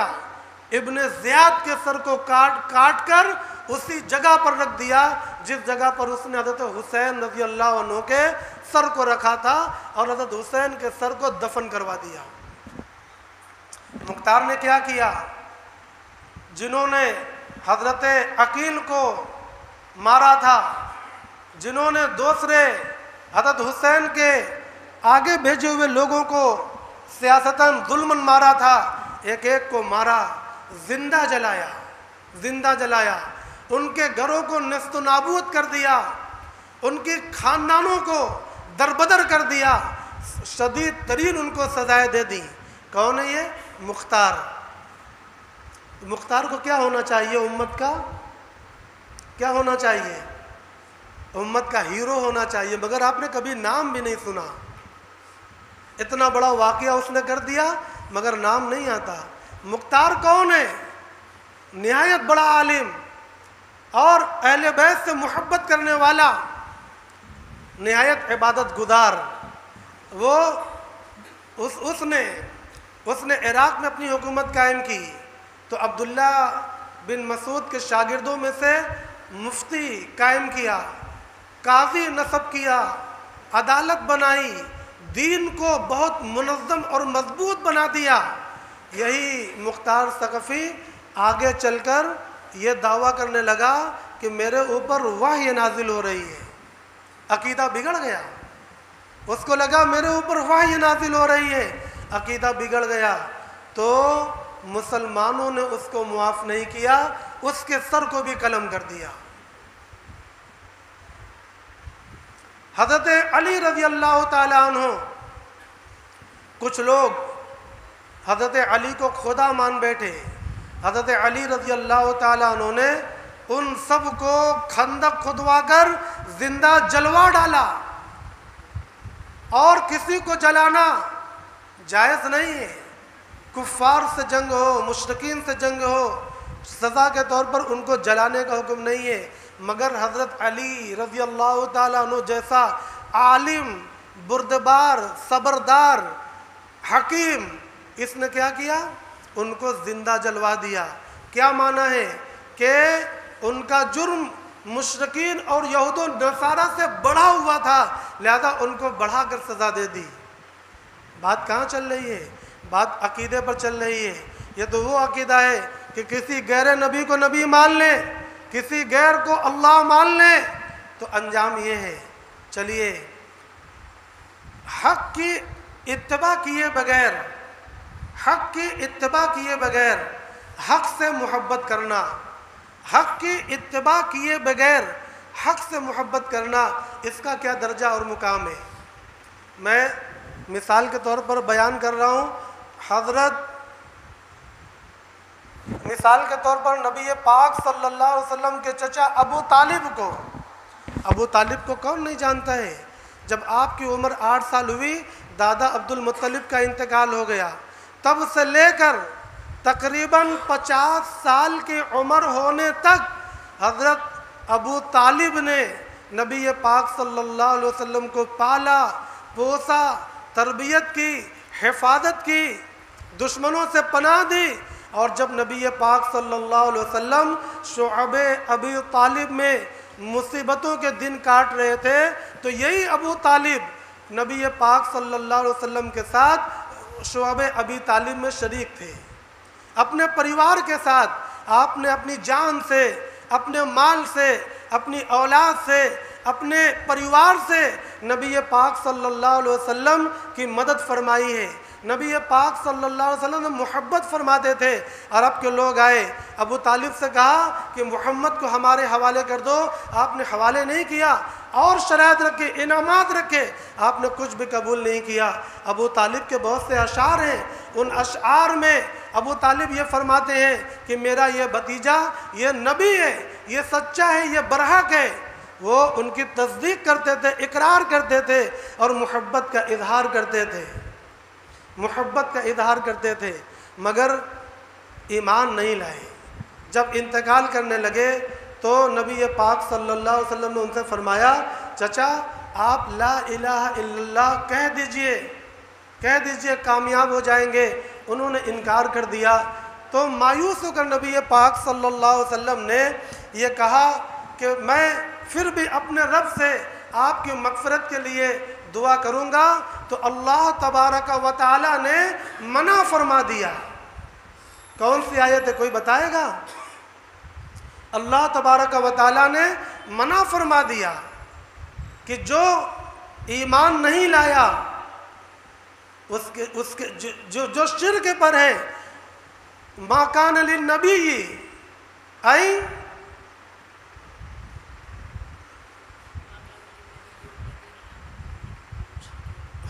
ما کان للنبی والذین آمنوا ان یغفروا للمشرکین، یہ آیت اللہ تبارک و تعالی نے نازل فرمائی، اور ان کے محبت کرنے والے، پناہ دینے والے، اور ہر سکھ دکھ میں ساتھ دینے والے چچا کی مغفرت کی دعا سے اللہ تبارک و تعالی نے منع فرما دیا۔ میں نے اس کا عنوان کیا رکھا؟ حق کی پیروی کیے بغیر حق سے محبت کرنا، حق کی پیروی کیے بغیر حق سے محبت کرنا۔ محترم بھائی اور دوستوں، آج ہم لوگوں کے حالات ایسے ہی ہیں، پوری امت اسی بیماری کے اندر مبتلا ہے۔ واقعات بہت ہیں، وہ نبیوں کے قصے، وہ صحابہ کے قصے، وہ نیک لوگوں کے قصے، امت کے صالحین کے قصے، تمام قصوں کو ملا کر آپ دیکھیں تو یہ نتیجہ نکلتا ہے کہ حق کی پیروی کیے بغیر حق سے محبت کرنا یہ کوئی نفع نہیں دے گا۔ ہم لوگ دعویٰ کرتے رہے، یہ دعویٰ ایک ذرہ کے برابر بھی نفع دینے والا نہیں ہے۔ اگر نفع دے گا تو کیا نفع دے گا؟ یہ کہ اللہ تبارک و تعالی نے جس ہدایت کو بھیجا اس کی اتباع کی جائے، اس کی پیروی کی جائے، سب سے پہلے عقیدے میں۔ لہذا ہمارے معاشرے کے اندر، عقائد کے اندر جو شرک پھیلا ہوا ہے، جو بے اعتدالیاں پھیلی ہوئی ہیں، ان کی اصلاح کی جائے۔ وہ بے اعتدالیاں بالکل بے عین ہی وہی ہیں جو نبی پاک صلی اللہ علیہ وسلم کے زمانے میں قریش کے اندر پھیلی تھی۔ اس طرح سمجھ لیجئے، ایک طرف قریش کا دین اور ایک طرف اسلام کا دین، اس زمانے میں ان دونوں میں ٹکراؤ ہوا تھا۔ آج ہمارے زمانے میں وہی صورتحال بن گئی ہے۔ ہم میں کی اکثریت قریش کے دین پر چلنے والی بن گئی ہے، جبکہ ان واقعات سے اور تمام بیانات سے آپ کو یہ سمجھ میں بات آ گئی ہوگی کہ نبی پاک صلی اللہ علیہ وسلم کی اتباع سے نجات ممکن ہے، ہدایت ممکن ہے، کامیابی ممکن ہے۔ صرف ان سے محبت کا دعویٰ کرنا یہ ہرگز کام آنے والی چیز نہیں ہے۔ بہت سے بڑے بڑے لوگ گزرے ہیں، انہوں نے اپنی زندگی میں دین کے لیے بڑی بڑی قربانیاں دیں، مگر ان کے عقائد جب بگڑے، ان کا دین جب نبی کے لائے ہوئے دین سے میش کرنا بند ہو گیا تو وہ ناکام ہو گئے، وہ خواب و خسیر ہو گئے۔ محترم بھائی اور دوستوں، ہمیں آج اپنے ایمان کے محاسبہ کرنے کی ضرورت ہے سب سے زیادہ۔ آپ یہ جان لیں کہ آج ہمارا جو سب سے بڑا فرض ہے وہ دین کو جاننا ہے، دین کو جاننا اور دین پر عمل کرنا، دین کو جاننا اور دین پر عمل کرنا، یہ سبب بنے گا جنت میں داخل ہونے کا۔ لہذا دین کو نہ جاننا، دین کو نہ جاننا یعنی دین سے جاہل رہنا اور دین کے مطابق عمل نہ کرنا، یہ سبب بنے گا جہنم میں جانے کا۔ دین کو نہ جاننا اور اعمال کو ضائع کرنا یہ سبب ہے جہنم میں جانے کا۔ آج ہم لوگ روزی روٹی کمانے میں مشغول ہیں، مال و دولت کو جمع کرنے میں مشغول ہیں، اولاد زیادہ ہو، مال زیادہ ہو، اسی کو ہم خیر سمجھتے ہیں۔ محترم بھائیوں اور دوستوں، بعض بزرگوں کا یہ قول ہے کہ مال کا زیادہ ہونا اور اولاد کا زیادہ ہونا یہ خیر نہیں ہے، خیر ہے اللہ کے نبی صلی اللہ علیہ وسلم کا پورے طور پر مطیع اور فرما بردار ہونا۔ ہم جب اپنا کوئی عقیدہ بناویں تو ہم نبی پاک صلی اللہ علیہ وسلم کے عقائد سے ادھر ادھر نہ جائیں۔ سب سے بڑا دین کیا ہے؟ نبی پاک صلی اللہ علیہ وسلم نے فرمایا لَتَتَّبِعُنَّ سُنَنَ مَنْ كَانَ قَبْلَكُمْ، تم البتہ ضرور بالضرور ان لوگوں کے راستوں پر چلو گے جو تم سے پہلے گزرے ہیں۔ صحابہ نے پوچھا مختصراً وہ لوگ کون؟ یہود و نصارہ۔ فرمایا تب اور کون؟ آج ہم لوگ اپنے تمام اعمال میں یہود و نصارہ کے طریقے پر چل رہے ہیں۔ ہمارے وہ جو جلوس ہیں وہ جلوس بھی صحابہ کے طریقے پر نہیں ہے، وہ جلوس بھی نبی کے تعلیم کے مطابق نہیں ہے۔ یہود مناتے ہیں اپنے انبیاء کا، نصارہ مناتے ہیں اپنے انبیاء کا، دوسرے مذہب والے مناتے ہیں اپنے اپنے پیرووں، اپنے اپنے ان کا جن کی وہ پیروی کرتے ہیں، لہذا دیکھی دیکھا ہم بھی مناتے ہیں۔ محترم بھائی اور دوستوں، ہم سوچیں ہم کس کے دین پر ہیں۔ ہمیں صرف اور صرف اللہ کے رسول کے دین پر آنا ہوگا۔ اللہ کے نبی نے فرمایا لَتَتَّبِعُنَّ سُنَنَ مَنْ كَانَ قَبْلَكُمْ حَذْوَ النَّعْلِ بِالنَّعْلِ، بالکل تم ان کے مطابق ان کی پیروی کرو گے، یہاں تک کہ اگر ان میں کوئی گوہ کی سوراخ میں داخل ہوا ہوگا تو تم اس میں بھی داخل ہوگے۔ آج ہمارے زمانے میں دیکھنے کو مل رہا ہے۔ اس کے بارے میں جانکاری حاصل کرنا آج کا سب سے بڑا دین ہے اور سیرت طیبہ کی سب سے بڑی تعلیم ہے۔ اللہ کے نبی نے فرمایا تھا وَإِنَّ أُمَّتِي سَتَفْتَرِقُ عَلَى 33 فِرْقَةً كُلُّهُمْ فِي النَّارِ إِلَّا مِلَّةً وَاحِدَةً، فرمایا کہ میری یہ امت 73 فرقوں میں بٹ جائے گی اور سب کے سب جہنم میں ہوں گے۔ بہت سے لوگ مجھ سے مسئلہ پوچھنے آتے ہیں کہ مولوی صاحب اور جتنے فرقے وہ جنت میں جائیں گے یا نہیں؟ تو ہم کہتے ہیں نہیں جائیں گے، تو ان کو بڑی حیرت ہوتی ہے کہ وہ بھی نماز پڑھتے ہیں، وہ بھی روزہ رکھتے ہیں، وہ بھی ایسا کرتے ہیں۔ تو میں ان کو بتاتا ہوں کہ بھئی میں جواب اپنی طرف سے نہیں دے رہا ہوں، اللہ کے نبی نے فرمایا کلہم فی النار، ان کو اطمینان نہیں ہوتا ہے۔ اگر اطمینان نہیں ہوتا تو ایمان کی خیر مناویں۔ اللہ کے نبی کوئی فیصلہ کر دے اور پھر ایمان والوں کو اس پر اطمینان نہ ہو، قرآن مجید نے اس پر رد فرمایا ہے۔ لہذا سمجھ لیں کوئی کتنا بھی نمازی ہو، کتنا بھی پرہیزگار ہو، کتنا بڑا ایماندار ہو، امانت دار ہو، لیکن وہ جنت میں نہیں جائے گا۔ کلہم فی النار الا ملۃ واحدہ قالوا یا رسول اللہ، صحابہ نے پوچھا اے اللہ کے رسول وہ کون لوگ ہوں گے؟ فرمایا ما انا علیہ و اصحابی، ترجمہ کروں جو ان طریقوں پر ہوں گے جن طریقوں پر میں اور میرے صحابہ ہیں۔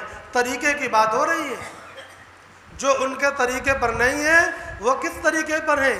من احدث فی امرنا ھذا ما لیس منہ فہو رد، بخاری شریف کی روایت ہے، کہ جس نے میرے اس دین میں کچھ زیادہ کر دیا جو اس میں سے نہیں تھا تو وہ مردود اور باطل ہے۔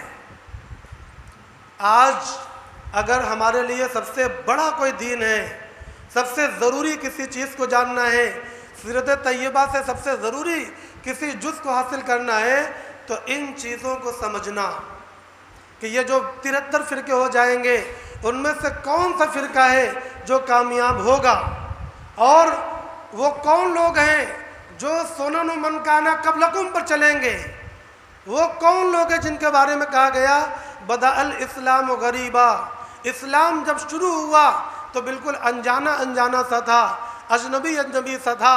جب لوگوں کے سامنے اسلام آتا تو لوگ کہتے میاں ہمیں سمجھ میں نہیں آتی بات۔ فرمایا وَسَيَعُودُ غَرِيبًا، اور ایک زمانہ آئے گا یہ اسلام پھر اسی طرح اجنبی ہو جائے گا۔ محترم بھائیوں اور دوستوں، آج وہ وقت ہے اگر میں کھل کر حق کی بات کر دوں تو ماحول بگڑ جائے۔ ایسا کیوں ہو گیا؟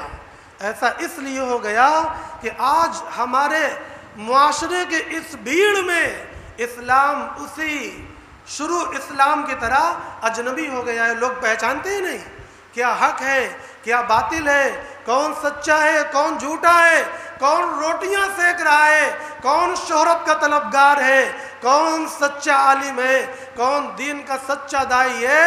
لوگ اس کی پہچان بھول گئے۔ اس لیے میں کہہ رہا ہوں سب سے زیادہ ضروری اگر کوئی چیز ہے تو یہ جاننا کہ ہم کس کے طریقے پر چل رہے ہیں، ہم کس مسلک پر چل رہے ہیں، یہ سب سے اہم ترین جز ہے۔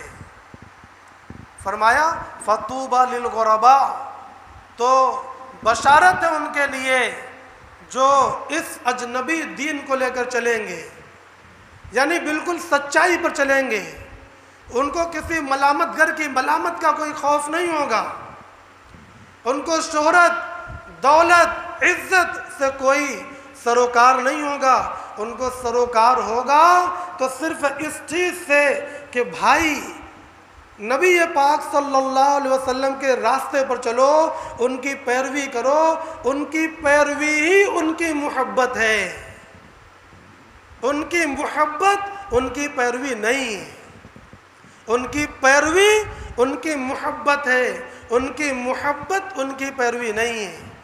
منطق میں اسے عام خاص مطلق آپ کہہ سکتے ہیں۔ جہاں پر اللہ تبارک و تعالی نے کامیابی کی بات کی وہاں پر ہمیشہ اللہ نے پہلے ایمان کی بات کی ہے۔ الا من تاب وآمن وعمل عملا صالحا فاولئک یبدل اللہ سیئاتہم حسنات وکان اللہ غفورا رحیما، مگر وہ لوگ جنہوں نے توبہ کر لیا یعنی پرانی جن غلطیوں پر تھے، جیسے قریش کے لوگ جن غلطیوں پر تھے، سب سے پہلے عقائد کی غلطیوں پر تھے، پھر اعمال کی غلطیوں پر تھے، انہوں نے توبہ کر لیا، وہ صحابہ بن گئے۔ تو اسی طرح جس نے توبہ کر لیا وہ آمنا اور اپنے ایمان کو درست کر لیا، وہ عمل عملا صالحا اور نیک عمل کرنے لگے۔ نیک عمل کیا ہے؟ وہ عمل جو رسول کے مطابق ہو، بس وہی صرف نیک عمل ہے، اس کے علاوہ کوئی بھی عمل نیک نہیں ہے۔ اس کے لیے آج سوشل میڈیا پر بہت سے نوجوان شہرت کے لیے، اپنے ویو بڑھانے کے لیے، اپنے فالوورز بڑھانے کے لیے دلیل دیتے ہیں کہ انہوں نے خوشی منایا، اگر ہم خوشی منا لیں تو کیا بات ہے۔ اس طرح کی ویڈیو بنا کر گمراہی کو وائرل کیا جاتا ہے، عجیب دلائل دیے جاتے ہیں، قرآن مجید کی آیتوں کو دلائل بنا کر قرآن مجید کا مذاق بنایا جاتا ہے۔ محترم بھائیوں اور دوستوں، سچ بات تو یہ ہے کہ ان کا دیکھنا بھی گناہ ہے۔ اگر غلطی سے نظر آ جائے تو فوراً اس کو رکھ دیجئے۔ سچی مسئلہ یہ ہے کہ اس کا دیکھنا بھی گناہ ہے اور ہم لوگ اس کو دیکھ کر محظوظ ہوتے ہیں، یہ غلط بات ہے۔ نبی پاک صلی اللہ علیہ وسلم سے بے وفائی ہے۔ درود شریف ہم پڑھتے ہیں، اگر وہ رسول اللہ صلی اللہ علیہ وسلم کے بتائے ہوئے طریقے کے مطابق نہیں ہے تو وہ درود شریف نیکی نہیں ہے، وہ روزہ نیکی نہیں ہے، وہ نماز نہیں ہے، وہ حج نہیں ہے، کوئی عبادت اس وقت تک عبادت نہیں ہوگی جب تک اس میں رسول اللہ صلی اللہ علیہ وسلم کی سنت کے عین مطابق ہم مسئلے کو شامل نہیں کریں گے، تب تک کوئی عبادت نہیں ہوگی۔ اس لیے اپنی عبادت کو، اپنے اعمال کو ہم سنت کے مطابق بناویں، تب جا کر وہ بنے گا عمل صالح۔ اور جب عمل صالح بنے گا تو اللہ فرماتے ہیں، کیا فرماتے ہیں؟ فَأُولَئِكَ يُبَدِّلُ اللَّهُ سَيِّئَاتِهِمْ حَسَنَاتٍ، تو پھر اللہ تبارک و تعالیٰ انہی لوگوں کے گناہوں کو نیکیوں سے بدل دیں گے۔ وَكَانَ اللَّهُ غَفُورًا رَحِيمًا، اور اللہ تبارک و تعالیٰ بخشنے والے اور رحم کرنے والے ہیں۔ محترم بھائی اور دوستوں، یہ ہے دین کی تھوڑی سی حقیقت۔ بہت سے لوگ نمازی ہیں، دیندار بظاہر ہیں، مگر سچی بات یہ ہے کہ وہ دین سے پورے طرح باہر ہیں، دین سے نکلے ہیں، لیکن ہم اور آپ ہمت نہیں کر پاتے کہ ان کو سمجھاویں، ماحول نہیں ہے۔ تو سب سے پہلے اپنے ایمان کو مضبوط بناویں، سب سے پہلے اپنے گھر کے ایمان کو مضبوط بناویں، اور اس کے بعد امر بالمعروف اور نہی عن المنکر کو اپنا کام بناویں۔ یہی ہم مسلمانوں کو کام دیا گیا ہے۔ اللہ تبارک و تعالی ہم لوگوں کو اور پورے معاشرے کو اور پوری دنیا کے مسلمانوں کو جناب آقا محمد الرسول اللہ صلی اللہ علیہ وسلم کی سیرت پر پورا چلنے والا بنائے۔ اللہ تعالی ہم لوگوں کو خالص ایمان عطا فرمائے اور اعمال صالحات کی توفیق عطا فرمائے۔ وآخر دعوانا الحمدللہ رب العالمین۔